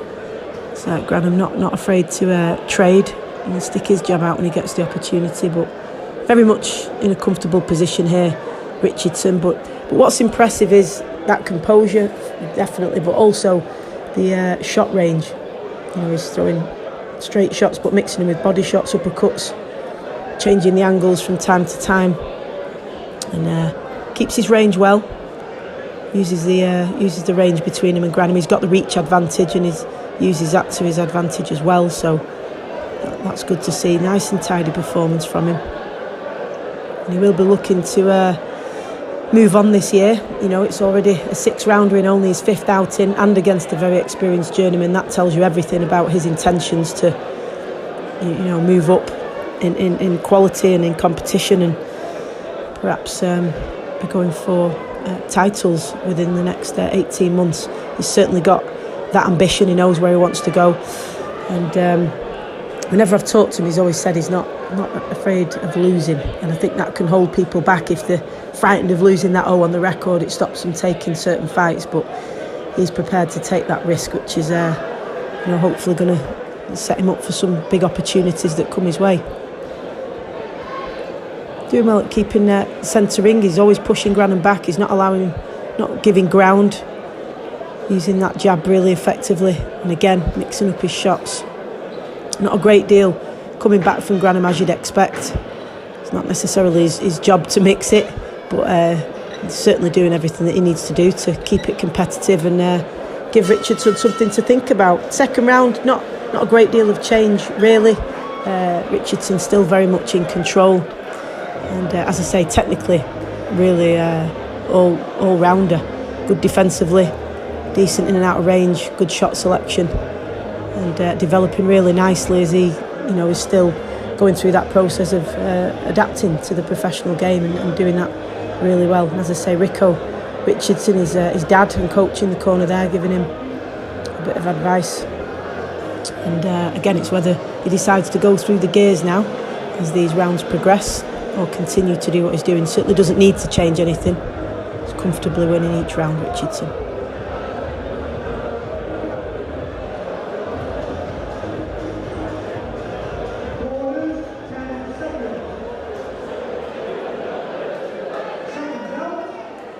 Third round coming up then. Comfortable couple of rounds so far for Richardson. He's having to stay switched on though, because as you can see, Granham does have reasonably fast hands. He can counter, can change the angle himself. He's very savvy and experienced, of course, but a good boxer. So he can certainly give Richardson something to think about. He does need to stay switched on, but doing everything he needs to here. I'm sure he'll be pleased with this performance so far.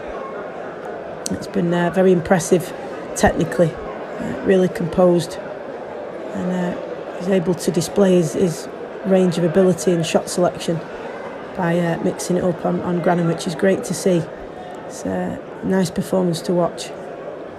It's getting that jab going again. Everything comes off the jab for Richardson, and he uses it so effectively. Constantly moving his feet in and out of range, which makes it difficult for you to set yourself and launch an attack on him.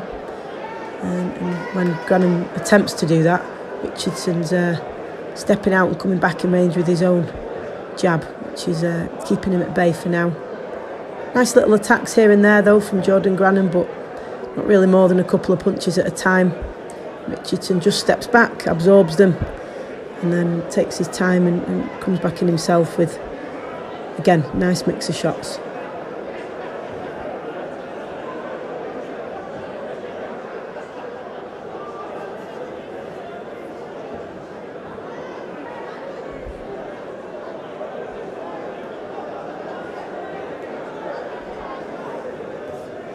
Good work against the ropes from Richardson.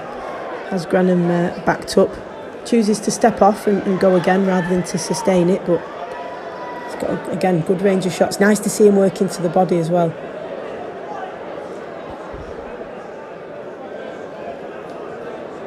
Again, Granham, no real intention of putting too much on Richardson. Only throws in ones and twos at best. Richardson putting some flurries and combinations together when he can, of course. But it's a good performance this from Richardson, and Granham doing his bit to contribute as well. Constant movement, keeping Richardson, as I say, keeping him on his toes. Got to be thinking, because he'll snap back with one every now and then, Granham, and catch him. But he's switched onto it.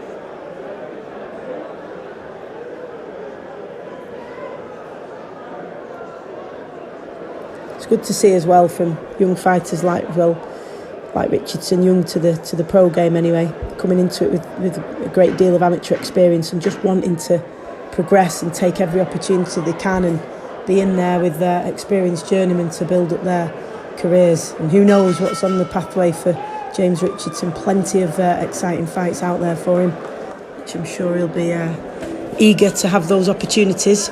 And this, of course, is what's going to prepare him for those as and when they come.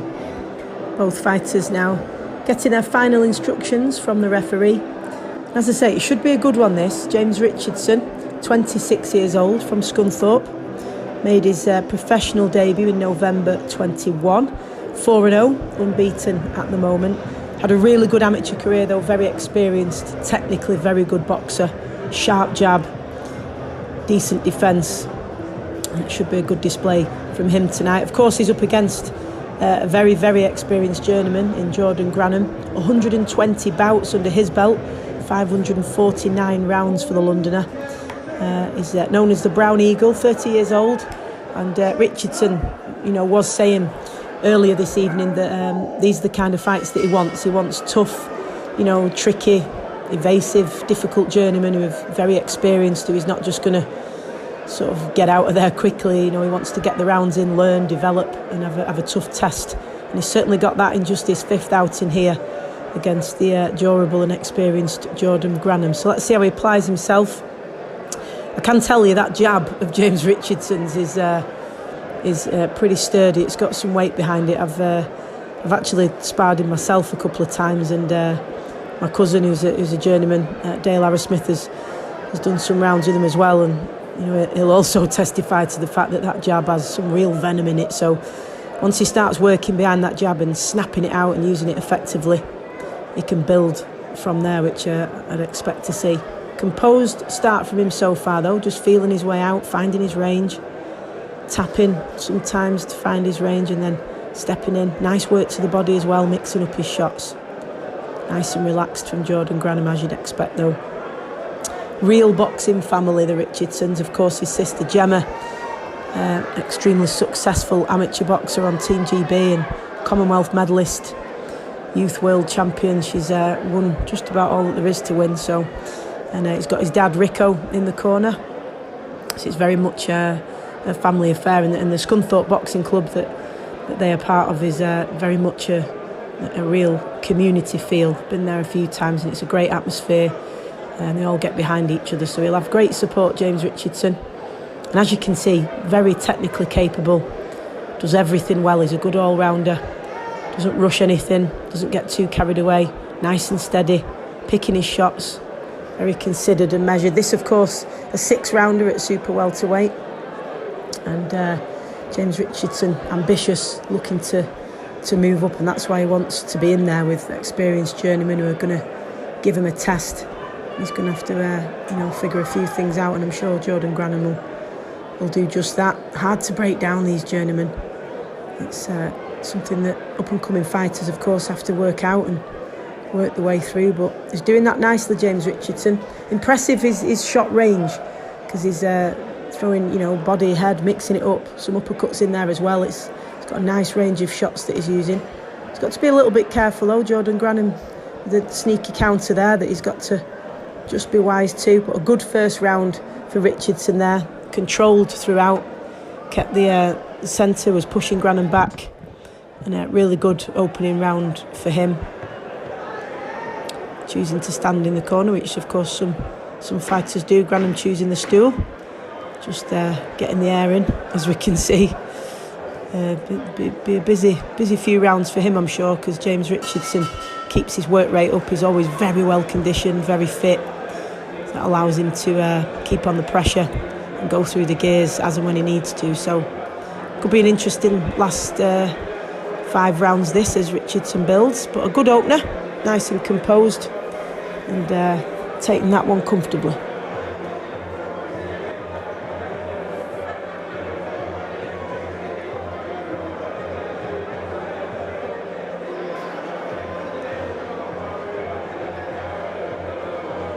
Ready to get the second round underway then.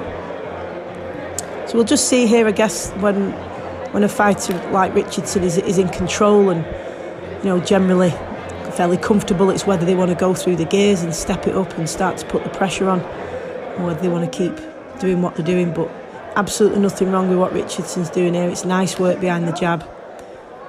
And as I say, it really is when he throws it with that sort of ferocity, it's really sharp jab. You really do feel it, and he's looking to go to the body off the back of it, set up the backhand. It's nice to see. Technically, really good fighter, and as I say, really experienced as an amateur, so he will have been in with lots and lots of different styles previously, but obviously making the adaptations that are necessary now for the professional game. And that's why these fights for up-and-coming fighters are so important, as they face different styles, different problems that journeymen pose to them. The tricks of the trade, as they say. And that's what Richardson's doing, but he's handling it well. Granham, of course, really experienced and knows how to ride the shots that are coming and throw some back when he needs to. And he's certainly keeping Richardson on his toes. He can't switch off. So Granham not afraid to trade and stick his jab out when he gets the opportunity, but very much in a comfortable position here, Richardson. But what's impressive is that composure, definitely, but also the shot range. He's throwing straight shots, but mixing them with body shots, uppercuts, changing the angles from time to time, and keeps his range well. Uses the range between him and Granham. He's got the reach advantage, and uses that to his advantage as well. So that's good to see. Nice and tidy performance from him. And he will be looking to move on this year. It's already a 6-rounder in only his 5th outing, and against a very experienced journeyman. That tells you everything about his intentions to, move up in quality and in competition, and perhaps be going for titles within the next 18 months. He's certainly got that ambition. He knows where he wants to go. Doesn't need to mix it up any more than he is. Again, nice, coming in out of range, mixing up his shots from time to time. He's having a bit of defending to do though, Jordan Granham having a bit of a pop at him in phases. Richardson something to think about, keeping him busy.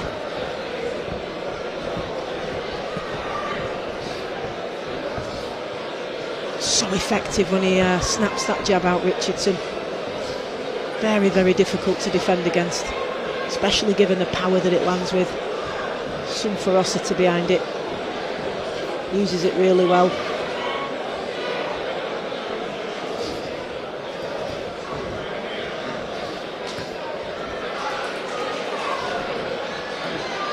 Good fight between these two.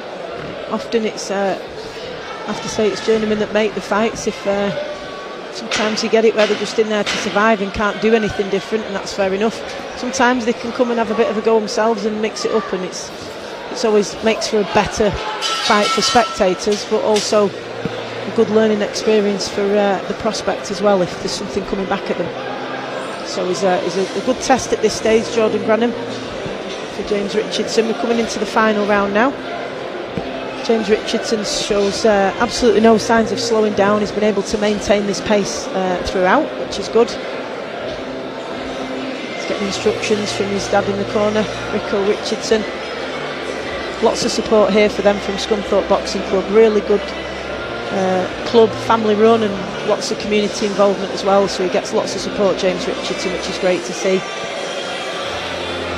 Let's see what he brings in the final round. Maybe he'll try and step up the intensity, go through the gears a little bit. Certainly doesn't need to. He's well in command of this one, using that jab. There's plenty of authority to keep Jordan Granham at bay. But Granham most certainly contributing to this one. He's having a go at Richardson when he needs to, throwing something back at him.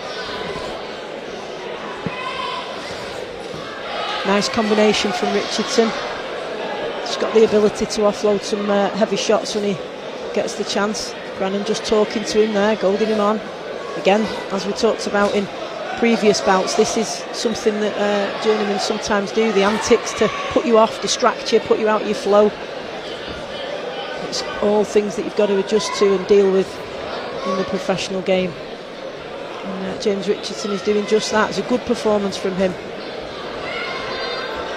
Defended well when he's needed to. Some nice shots. Richardson does have the longer levers of the two, and he's effective on the inside, getting his shots off to the body at close range.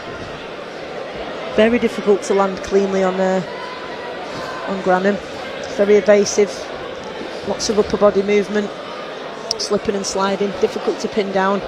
That's why sometimes it can be really good to go to the body, because it's much harder to get that out of the way than it is the head. You can move the head a lot more easily, of course.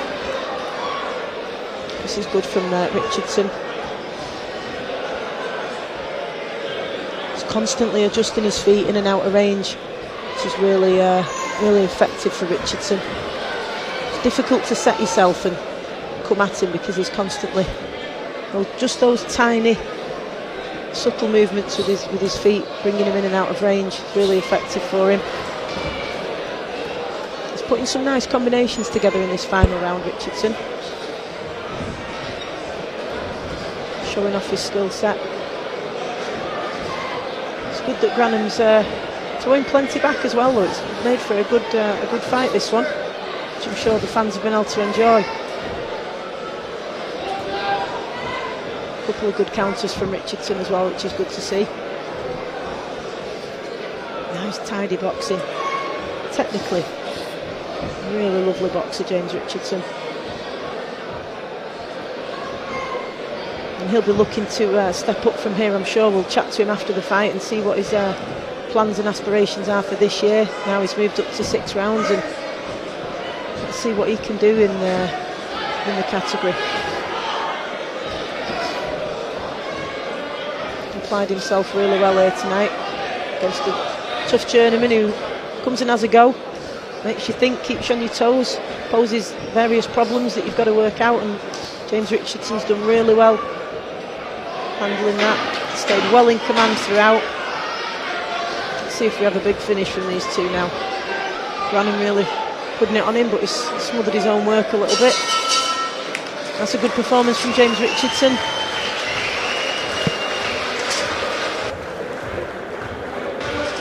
I expect he'll be reasonably happy with that.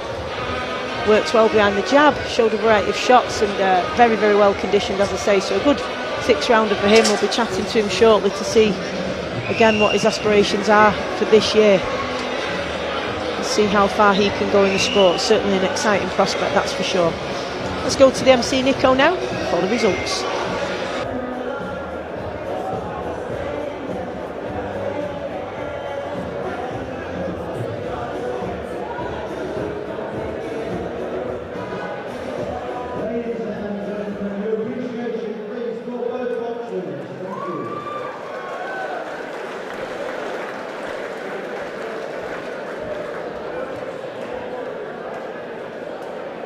Referee Kevin Parker scored the contest 60-55 for the winner.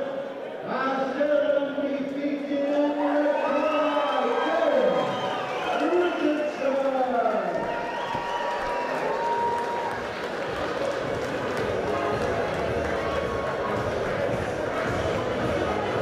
Well, James, a great performance that against a very experienced journeyman. Again, all the antics, had the tricks of the trade, but he did come at you as well. Does that make it better for you in the fight when a journeyman comes at you and has a go? Yeah, 100%. I mean, we said since I turned pro to Carl, we don't want easy touches, do you know what I mean? I can fight people 2 weights below me, knock them out, look good. I don't want that. You have to progress, you have to learn. These are the fights, I mean, my last fight was my hardest fight against Serjan Bomo. That's my hardest fight. He's the only man that's drawn around with me. Strong man, you know, he let his hands go, like you say, he had all the tricks of the trade. Yeah, good fun. He's only been stopped twice in over 100 fights, which is pretty incredible. What do you think you learned from that one? You know, in terms of adjusting round to round, him coming at you, the problems he posed, what did you get from it? Yeah, it's just what you're told all the time, really, just staying switched on. Obviously, you got to adapt in there for 2 minutes of most rounds, he didn't really do a lot. Then he started picking it up. You know, the last few rounds, he started letting his hands go a little bit more. Started trying to talk to me, and just everything's changing all the time. So hard to stay focused when they're trying to distract you like that. You had a really good amateur career, very experienced amateur. I was saying during commentary from sparring you myself, that jab has some power in it. Everybody says the same thing. In terms of the tactics going in today, what were you looking to do and improve on from your previous performances? Just to box and win, you know what I mean? It's no, anyone that knows me from the amateur, I used to get involved quite a lot. I'd stand there and have a go. I'm slowly learning now that discipline. I mean, these blokes, strong men, tough men, clever men. So it's just do what I'm told, don't get carried away, forget the crowd, and just keep boxing and winning, you know. And how are you finding adjusting to the pro game? I know you're a family of boxers, you have your dad Rico in the corner, your sister Gemma, very accomplished amateur on Team GB. How are you finding that adjustment from the amateurs to the pros? Yeah, to be fair, obviously, the plan for me was always to be a pro boxer. My last few years in the amateurs, we started looking at the sitting down on the shots and letting your hands go. And yeah, it's just practicing what we're being told, you know what I mean? It's just that repetition all the time. Doing what I'm told in the gym, working on things and bringing it to the night on the day. We've moved up to the 6 rounders now. You want to progress, you're very ambitious, you want these big fights. What are your aspirations for this year? Just to keep active, get another 3, 4, 5 fights, whatever, and just keep learning. You know what I mean? I'm not scared of getting beat, so I'm willing to take harder fights if I have to. You know? That's great to hear, and that makes it exciting for you. Finally, talk to me about being part of this great occasion, 150th show for Carl Greaves. Great atmosphere in this venue. Yeah, I mean, it's obviously 150 shows, no major TV backing, no major sponsors. I know how much of a nightmare he's had for tonight, so yeah, to be a part of it's amazing. And what about your support from the Scunny Massive? I know, yeah, we'll pick up the Scunny Purples, eh? Well done. Adopted man club. Well done, congratulations. Best of luck for the rest of the year.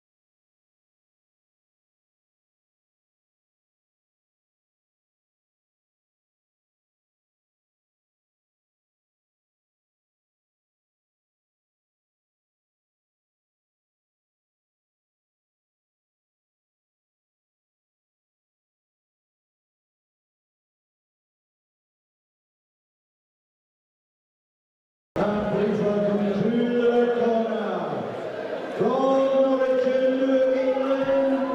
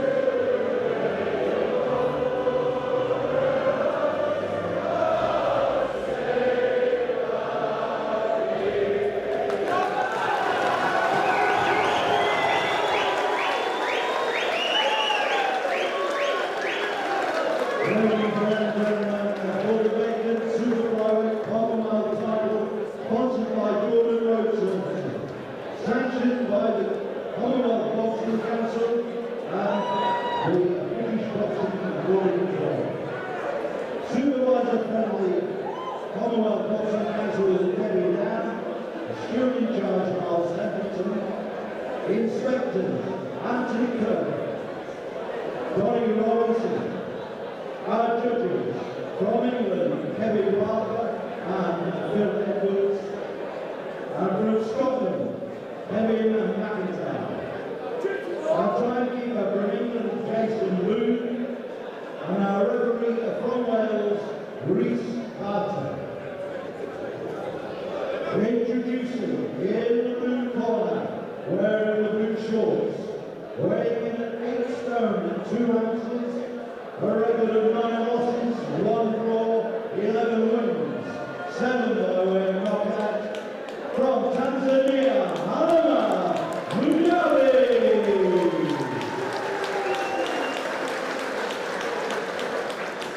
And in the red corner, wearing the burgundy gold shorts, weighing in at 8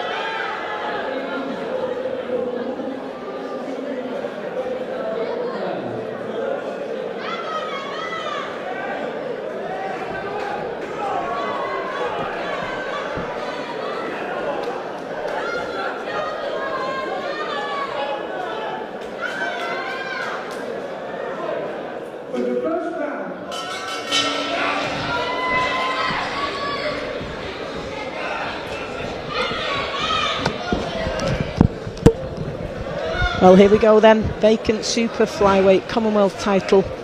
Emma Dolan fighting out of the red corner in the burgundy and gold shorts against Halima Vunjabe from Tanzania in the blue shorts, fighting out of the blue corner. 28 years old, Halima Vunjabe.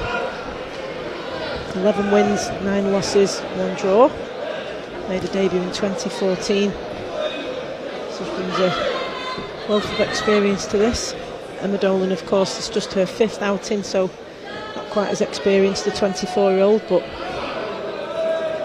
she did start boxing at 9 years old and had almost 50 amateur bouts, so very experienced in the amateur ranks prior to turning pro, which she'll certainly need to draw on tonight. Made her debut in 2021,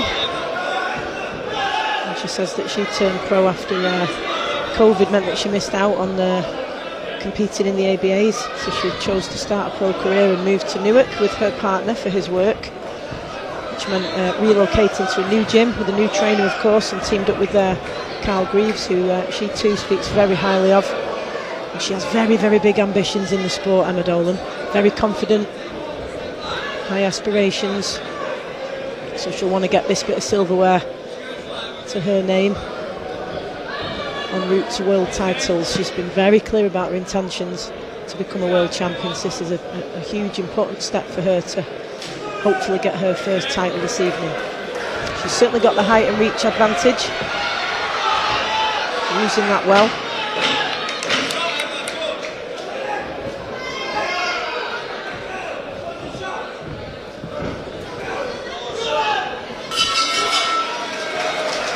Well, if that first round's anything to go by, then we should be in for a treat here over the next 9 rounds. This, of course, 10-2s, as is the case for women's title fights. Just 2-minute rounds and 10-4 titles, so long way to go yet, but a good start, ferocious from both fighters in that opening round. No hanging around and easing themselves in. I think we're going to have some fireworks in this one. Of course, it depends on the conditioning. It's all very well starting well, but it's a very, very long way away, that final round. And the momentum can shift both mentally and physically, so we'll see who applies themselves better as the rounds progress. Emma Dolan back on her feet now, ready to go, get her instructions from Carl Greaves. Let's see what we can bring to it.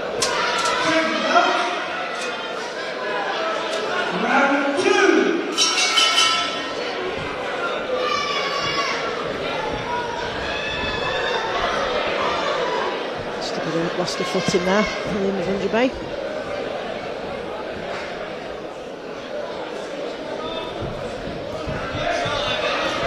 It's nice from Emma Dolan.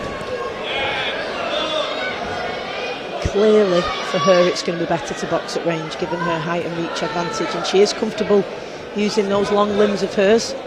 She knows it's an attribute that's an asset for her, and knows how to employ it effectively.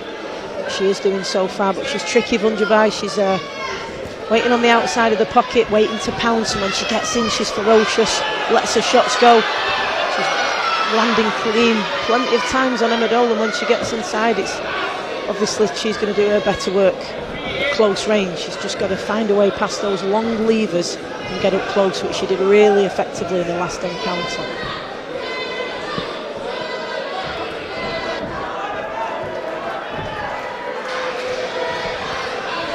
Again, a nice overhand right from Vunjabe. She's adjusted well in this round to not stick, because what you don't want to do when you're the shorter fighter is be in range where you can be tagged on the end of that jab again and again. You've kind of got to be just out of reach and ready for waiting for that opportunity to either slip that jab or come underneath it and get close up to get your shots out. The key thing here for Emma Dolan is to use that range and height advantage and reach advantage effectively. Keeping Vunjabe on the end of the jab, but ensuring that she takes a step back as Vunjabe comes in. She can even walk her onto that backhand, which she has done a couple of times really effectively. That's a good backhand from her there, from Emma Dolan.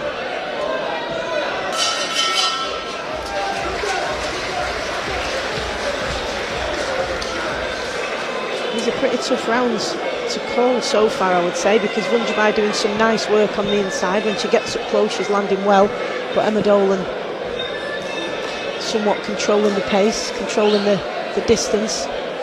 As I say, I think the key for Emma Dolan here is to keep Vunjabai at range, but then when she's got her shots off, to step back, to make sure that she opens that distance again, so that Vunjabai isn't able to close the distance and get up close, because that's when she's doing her best work.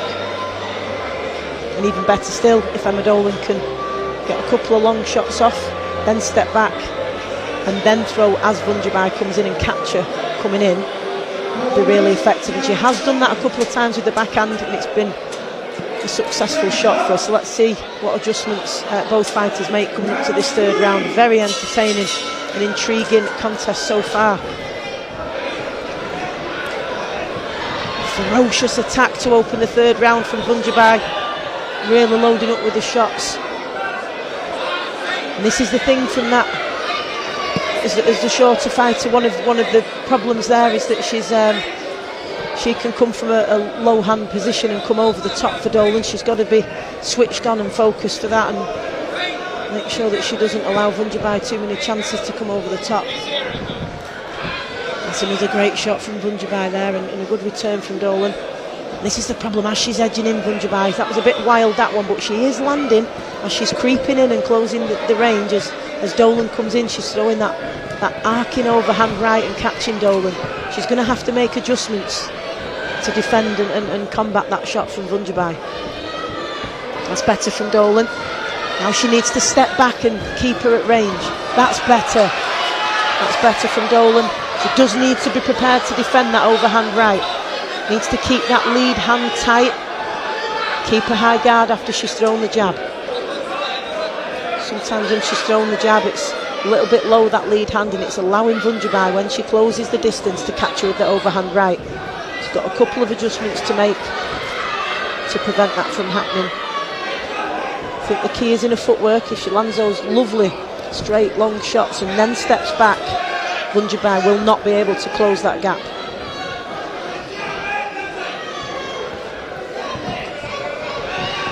Needs to step back. That's better from Dolan. She can step back and go again, or walk her onto those shots, particularly that backhand. It'll be really effective for her. Certainly game Vunjabai, as you should be with the title on the line. She's throwing everything at Dolan. Another really good round, very, very difficult to call. These are the fights where you're glad you are not a judge.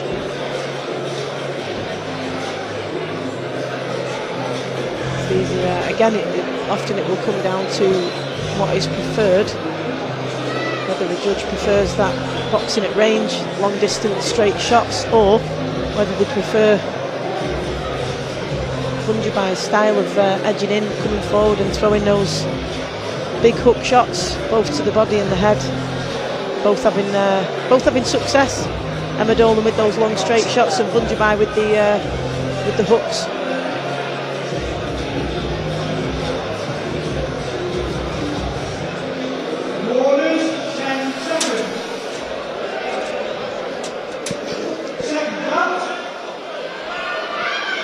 See what the fourth round has in store. Really important for Emma Dolan to get the range right. She can keep Vunjabai at range and use her feet to make those adjustments and keep the distance. It'll be really hard for Vunjabai to get out of. Vunjabai, of course, has got to keep what she's doing, edging in. And as soon as she sees the opportunity to get beyond that jab and pounce, she will, and she's ferocious when she gets up close. Posing a lot of problems at close range for Emma Dolan.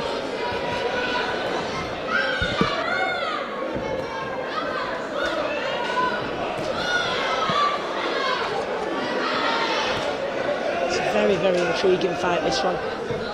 Two very different fighters, totally different set of assets and attributes between them. Different styles, body types. It's who uses their attributes better, I guess. We're seeing less and less of that overhand right from Vunjabai now. And when when we do, it's a little bit wild and out of range, and that is because Emma Dolan is adjusting her feet much more effectively and not allowing Bunjabai to get in range to throw that overhand right. This is good from Emma Dolan, this is a good phase here. She's able to put sustained period of pressure on Bunjabai, but she's handling it well. She's not getting flustered. Bunjabai, she's still right in the pocket. Scrapping up the fighter when she needs to be. She's happy to come in and mix it, that's for sure. Very tenacious on the inside. Both falling a little bit short there.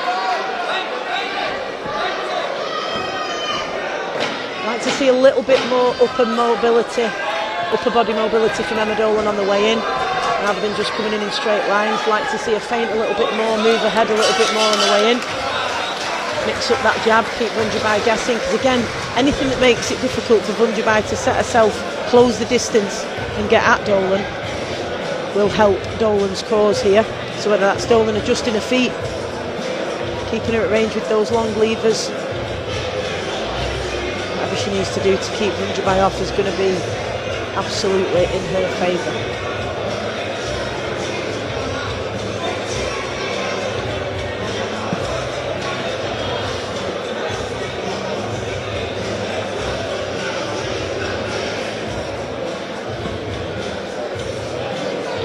Anybody's fight, this one still. By no means has anybody stamped their authority on this, I wouldn't say, and dominating. It's a closely fought contest. It's a great bout, very intriguing for the fans, very engaging. It's still there for the taking. We're going to head into round 5. It does seem to me that Bunjabai is slowing down a little bit in terms of the ferocity of her shots and her eagerness to push forward and push Dolan back. Dolan still seems fairly comfortable with the pace. Nice hand speed there from Dolan. Some great shots catching Bunjabai as she comes in. This could be the difference now, the conditioning. As Dolan, very well conditioned, isn't losing any sharpness. Bunjabai looks like she is starting to get a little bit tired. Some of these shots a little bit sloppy coming in from her now. That were before a little bit sharper and more effective.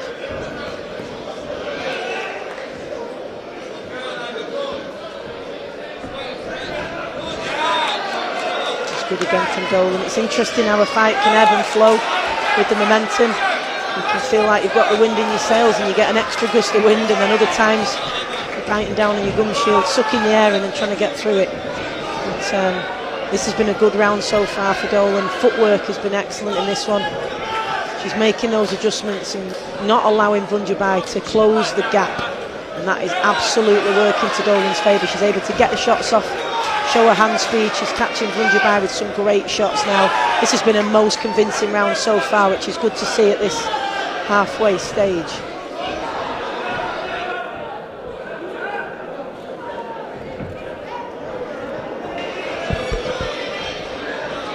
Not thrown that many to the body, Emma Dolan, but hasn't really needed to. It's the headshot shots are finding the target, and they've been very effective so far. You can see Bunjabai trying to load up and find that backhand. I think in that round we saw Emma Dolan take control. Will this be the sign of things to come, or was that a round just where the momentum shifted in her favour a bit, and we may see Bunjabai rally and come back at her in the second half of the fight? But certainly that was the most convincing round in my eyes for Emma Dolan, making those slight adjustments with her feet, making it difficult for Bunjabai to close the gap. And when she lets her hands go and gets a combination going, she puts them together really well, and with great hand speed as well, which is it's great to see. It's a real battle, this one. It's tough 5 rounds ahead if it goes the distance for both fighters. They're going to push each other all the way, hopefully.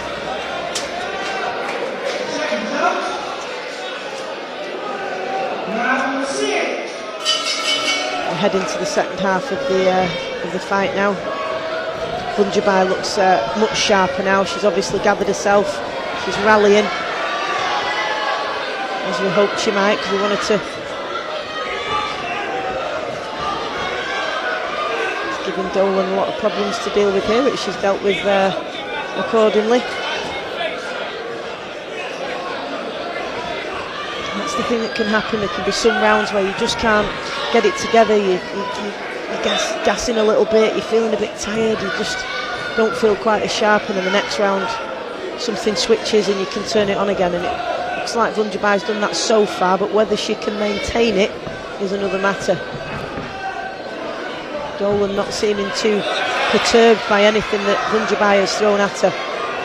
She's just resets, regroups, and comes straight back at Vunjabai with those long levers and those stabbing straight shots.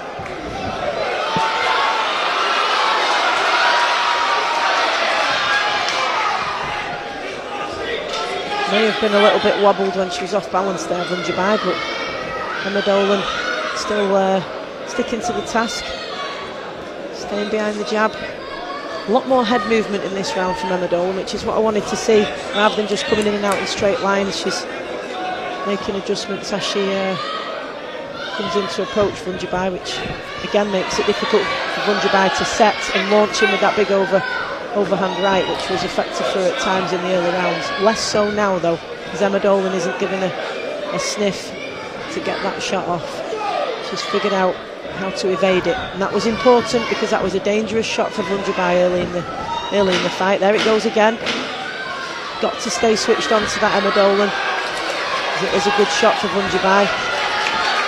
If it lands clean, she should be in trouble, but no such problem there for Emma Dolan. Another good round for her.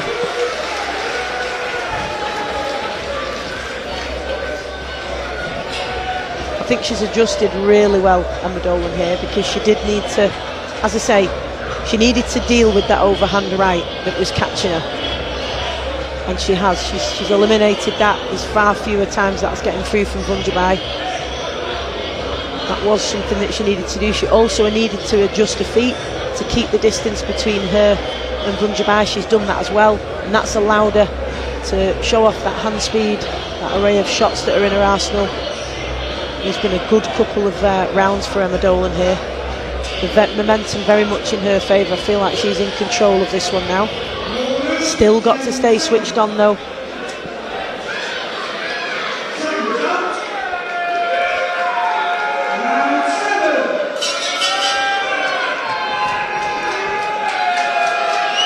Here we go then. Some rounds Vunjabai has come out absolutely firing on all cylinders, throwing everything at the kitchen sink at Dolan, and been very tenacious and come right at her. And then other rounds she's eased in. She's done well in the opening few seconds of this one though, waiting on the edge there and countering Dolan with some nice shots, but that one's fallen short because that was a really stiff jab from Dolan which kept her out of range. Very effective Dolan when she boxes at range with those straight shots, picks her off and then adjusts her feet and increases the range again. It's lovely to see, and it doesn't give Vunjabai a single chance. All she's left with is the option of throwing wild swings, which are way out of range to trouble Emma Dolan. Caught her with a couple there. As I say, you've always got to stay switched on to those, especially those overhand shots that can just catch you blind and cause you all sorts of bother. But it's not the case so far for Emma Dolan. She's adjusting so well in between each round, taking on the instructions in the corner and executing them really effectively. Big night this, of course, for Carl Greaves. 150th show. Really nice presentation earlier. Nice to see his family and friends and supporters getting right behind him and showing their appreciation for what he's done in our sport, both as a fighter, coach, promoter, and in every capacity. Amazing the amount of young fighters he's given opportunities to, and indeed champions that he's taken to the top level of the sport. So that really is good to see. And he could have another champion here tonight on his 150th show. What a fairy tale ending to what has been a great night that would be. Great finish from Emma Dolan.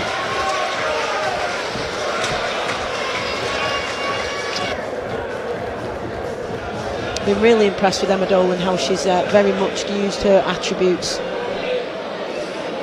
to her strengths throughout. Those long limbs employed very effectively to keep Vunjabai off. You still can't rule her out though. As we know, we don't know how the judges have seen it. Don't know what their preference is, but Vunjabai is certainly still dangerous. Very tenacious when she decides to come at you, and she may launch another attack on Dolan yet. So we shall see. 3 rounds to go in this one. It's going to feel like an awful long time for those two in there. It's amazing how long 2 minutes can feel when you're boxing. But they will both know that the ultimate reward is there at the end of the next 6 minutes of fighting. Who will take the glory? Nice movement from Dolan there. Much better when she moves her feet and moves her head on the way in. By not going in and out in linear lines, it makes it a lot more difficult for Vunjabai. Vunjabai doing well though. She's done well at just sort of waiting out of range and then pouncing when she gets the opportunity, because of course she is in there with a very skilled operator, very experienced amateur with almost 50 amateur bouts, Emma Dolan. Well conditioned, technically sound, and able to adjust really well to what's in front of her, as we've seen these last few rounds. So it's tough for Vunjabai to find a way through and get at her given the height and reach advantage, but she's done that really well at times. She's an exciting fighter, Vunjabai. She's not stopped, she's relentless, coming forward, not giving Emma Dolan much time to sit on her laurels, that's for sure, as you would expect in a title fight.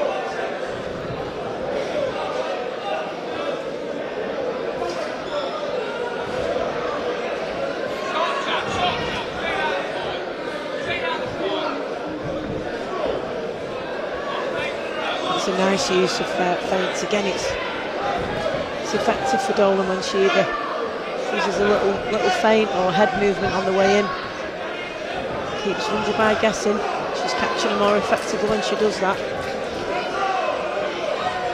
She's got to stay focused on her defence though. When she's throwing that jab, she's got to get her hands back quickly, because Vunjabai is always looking to pounce and throw those looping, arcing backhands that she's fought Dolan with a number of times. But another good round for both fighters there. I think Emma Dolan edged that one as well, but both fighters giving us a great show here.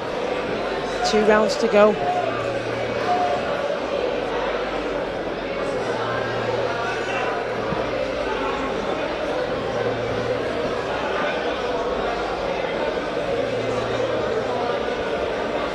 Both corners look relatively composed. Instructions being given calmly. Carl Greaves demonstrating what he wants Emma Dolan to do in her corner. She'll be taking all of that on board. Every bit of advice is given her. Taking it all on board as we go into the last couple of rounds. I do think that Vunjabai is going to throw herself at Dolan, if not these last couple of rounds, and certainly the final round. I think Emma Dolan will be prepared for that, and she'll know that's potentially coming.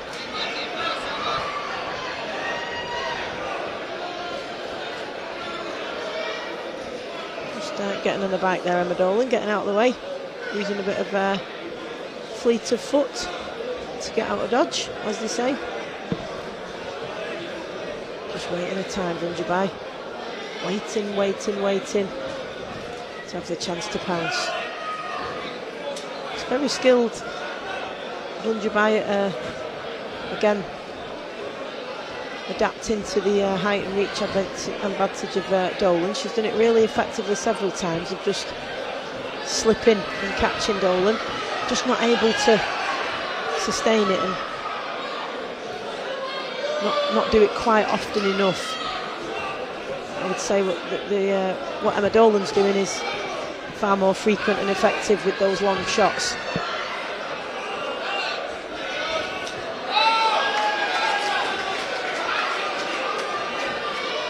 When she's able to time it, Emma Dolan, to throw those straight shots as Vunjabai comes in, it's incredibly eye-catching.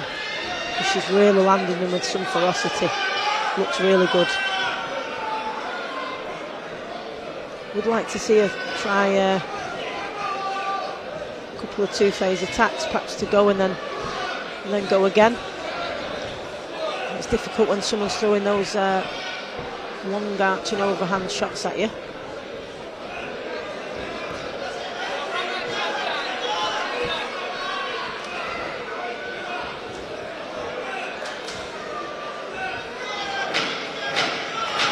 It's nice from both fighters. They're really putting everything into this, as you'd expect, putting on a great show. And a brilliant fight this is to end what's been a fantastic night of boxing on a very important occasion.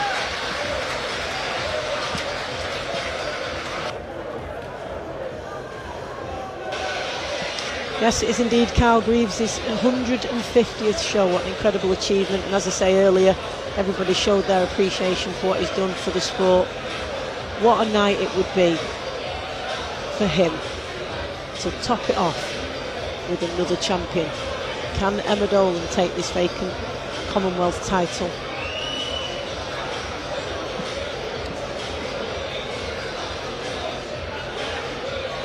Final round coming up, and I expect this to be extremely competitive. Vunjabai has thrown the shots, loading up. When she's had the chance to get at Dolan, she's not been afraid to load up and throw big shots at her, and I'm sure that's what we're going to see her do in this final round. Mentally, you know, there's just 2 minutes to go, a title on the line, you're going to throw absolutely everything at them, and that's what I expect to see from both of these fighters now in this final round. Who will come out on top? Who's got the most left in the tank? Who can find that last little bit within them to dig in and take the fight to the opponent and finish strong?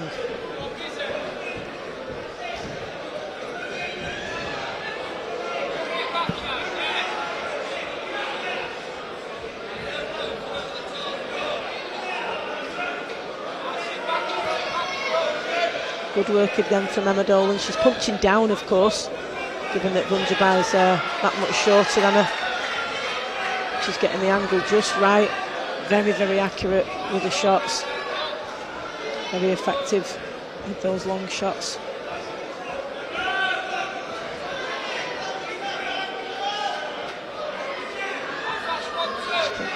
She's been controlling the pace of this one for certainly the second half of the fight. What she got left in the tank. Really lovely sharp jab there. Nice to see her still sticking that jab out sharp. See if she can still put some fast hands combinations together as we were seeing in the earlier rounds. Looks like she can. Both fighters superbly conditioned. Look at this in the last round, both going at it, throwing everything they can into this. Been a really, really good fight to top off an excellent night of boxing. These two fighters have put absolutely everything in and put on a great fight here. Need to just be a little bit busier, Emma Dolan, just to make sure.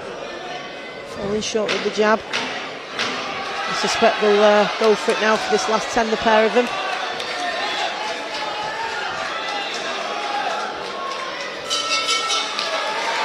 It's just getting the last tag in there, Emma Dolan. Well, for me, it's not in doubt.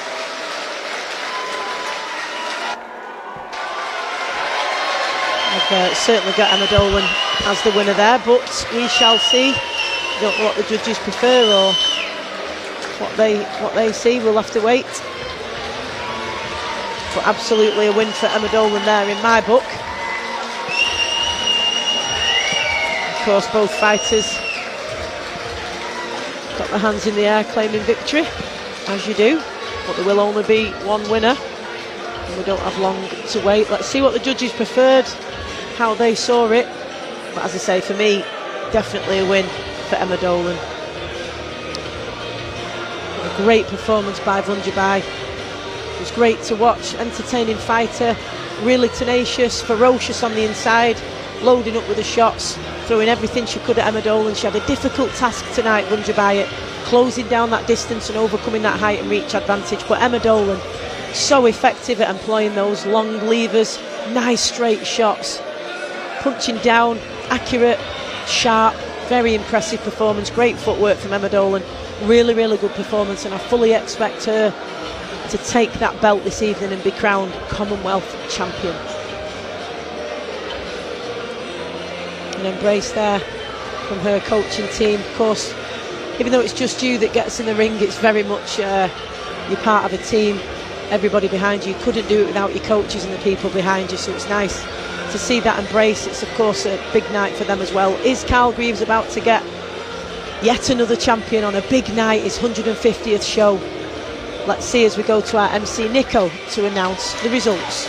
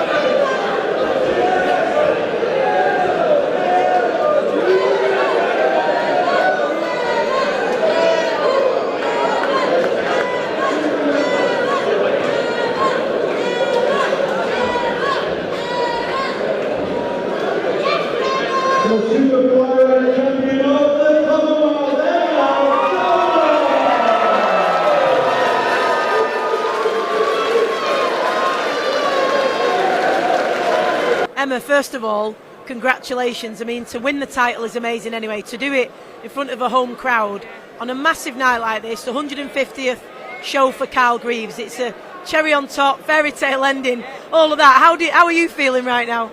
Yeah, brilliant. I'm feeling top of the world. I haven't sunk in properly yet. You know, it's brilliant. I just firstly want to say a massive thank you to Carl Greaves for believing in me, getting this title, you know, putting money into me, faith into me, work into me. I've only known the man 6 months. I moved up here 6 months ago and he's done so much for me already. And it's only the start of the journey, so we're going to go so much further together and I can't wait. You've had so many things to adapt to outside of the ring. Yeah. A massive move, relocating, new gym, new trainer. That's a huge amount of changes to go through. How have you found it? To be honest with you, the change has been not too bad. You know, everybody's welcomed me with warm arms and that. I mean, all the lads in the gym, we're all a tight-knit group.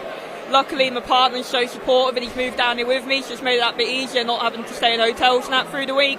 You know, so that hasn't been too bad. But the main thing, I've been out of the ring since last July, so it's nearly a year out of the ring. And it took me about 3 or 4 rounds to get into the fight and find my distance. But once I found my distance, I felt a lot more comfortable in there, and I could have done with 3-minute rounds, to be truthful, at times, I think. But you know, yeah, I just enjoyed it. It was good. Well, I thought you made the adjustments really well in between rounds. You had just short of 50 fights of an amateur, so really experienced. That stands you in good stead at knowing how to adapt to what's in front of you. It did look like you were having to find your range. She was giving you problems with that arching overhand right, but you adapted, and that was far less effective for her later in the fight. What were your tactics going in? Yeah, the tactics were to keep it long. I originally thought she was a bit taller than that, and then I met her the way in, I was like, right, she's a bit short, so I guessed she was going to try and come over that right hand. Look, I'm not finished article yet. I've got a lot of things I need to tidy up on, and I'm going to be doing that over the next few months. But that's a good way to start my career with Carl Greaves, and I'm looking to push forwards with that. And so, how tough was she as an opponent for you? Because it's one thing looking at it from the outside, it looked like she was really tenacious. She could really bring the heat when she stepped up the intensity. you know, she looked troublesome and dangerous. How difficult was it for you in there? Yeah, you know, I had a lot of boxes to tick tonight. I feel like I ticked a few. You know, it was my first 10-rounder, stepped up from 6. She was a tough girl. You know, there was no knocking her. I connected 2 or 3 really good, strong shots, a couple of good left hooks, and a really good backhand. There was no rocking her to the boot. You know, she was there all night. So there was that box ticked. My first 10-rounder, that box was ticked. You know, she's been a 2-time world title challenger. She's a very experienced girl. So, you know, I feel like I was pleased with that performance overall. And it all helps you going forward, that, of course. How did you find the occasion tonight? Obviously a big occasion, 150th show, a great atmosphere in here. Do you thrive on that? Did it help you, or did you have to keep your nerves under control? What was it like in the build-up and stepping out here tonight? Honestly, stepping out, not a problem. I don't really take any of this kind of stuff on, you know. I'm sure when I get to the big arenas, maybe it'll affect me a bit more. But obviously I was a bit nervous coming into it more because of my inactivity. You know, I thought, right, am I going to be a bit sluggish? Am I going to be this? So, but once I got the first sort of 2-3 rounds under my belt, I sort of settled into it and I felt a lot more comfortable. The main thing I want to do now is just get out again as soon as possible. I know that you're very ambitious and you've every right to be, given your amateur record and how you've started your pro career. What are your hopes for this year and ultimately your ambitions in boxing? I know that you want to be a world champion, you believe you're capable of it. How far are you on that pathway now, do you think? Yeah, I think I'm a couple of fights away from... I'd prefer to have a couple of fights, experienced fights, before I step up to like a European or world title. I think it'll be better for me, and I think it'll help me win the titles in better fashion, because I'll be stepping up in levels.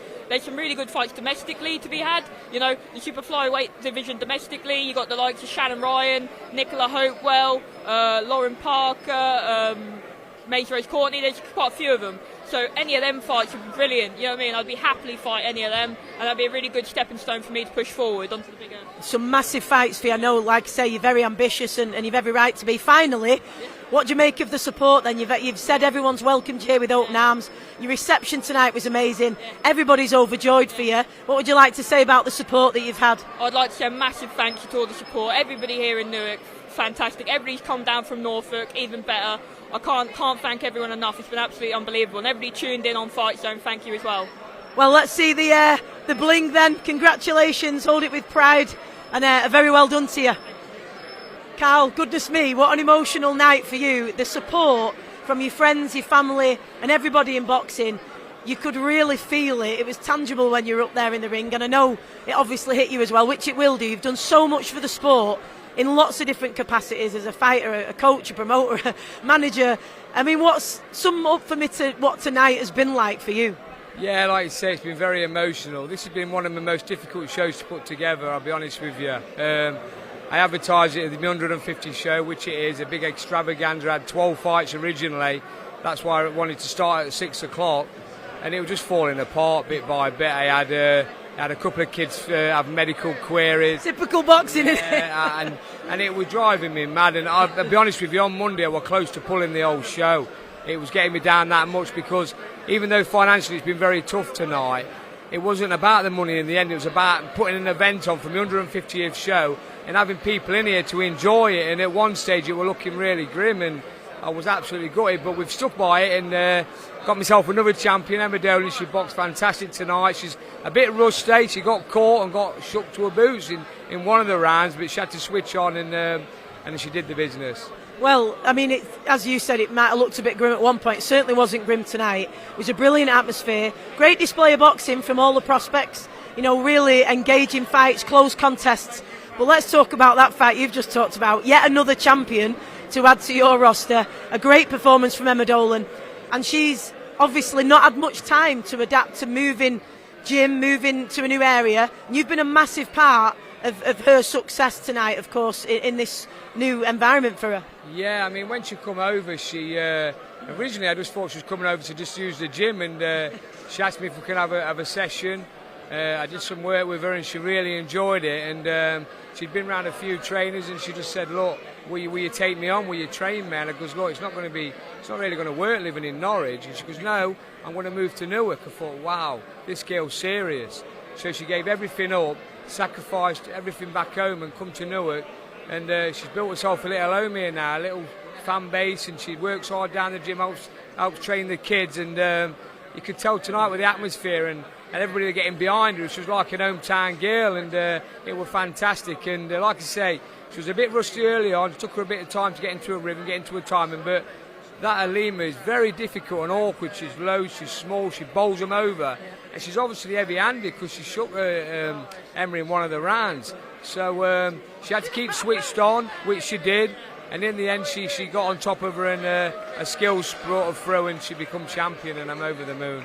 Well, I have to say as well, I've just got a couple more things to ask you, but one thing that I want to put to you is that every fighter that I've spoken to tonight, and I've asked them what it means to them to be part of this show, such a significant show for you and for everyone involved with Carl Greaves Promotions, everybody I've spoken to, whether that's fighters or people in the sport, have said what a lovely person you are, and that is rare in the sport. I'm sorry to say, there's a lot of great people, some people you can't trust and you can't rely on, but what's even better tonight is how they've spoken personally about you, what you mean to them, what you've done to them, and what a great person that you are. Talk to me about what the sport has given for you and what it means to you, because clearly you mean so much to everyone else. What's it meant for you?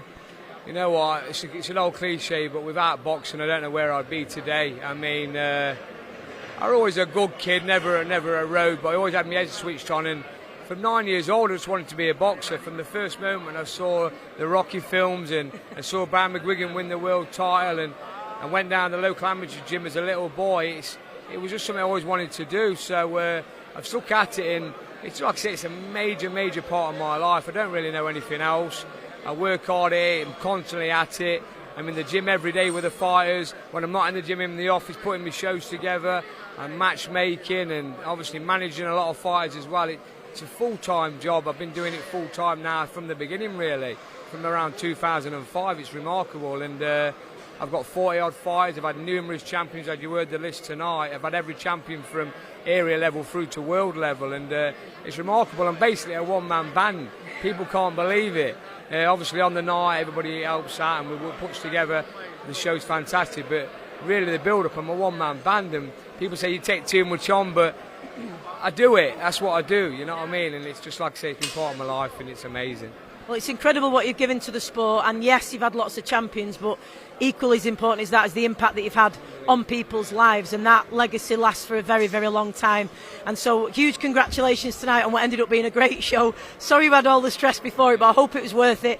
Crowned off, cherry on top by that win for Emma Dolan, and thanks so much. And anything you want to say to all the support tonight? No, like I said, I just want to thank everybody for coming out tonight, because times are difficult, you know what I mean? The money's not there like it used to be, and it's having a knock-on effect on sport and everything in general. People can't afford to go out, so when you see the amount of people here tonight that's put their hard-earned money into watching this show, it means the world to me, and the support's been fantastic. And let's see if we can get to another 150 shows. I doubt it, but you never know. Might be great by then, to be fair. The Peter Buckley are promoting.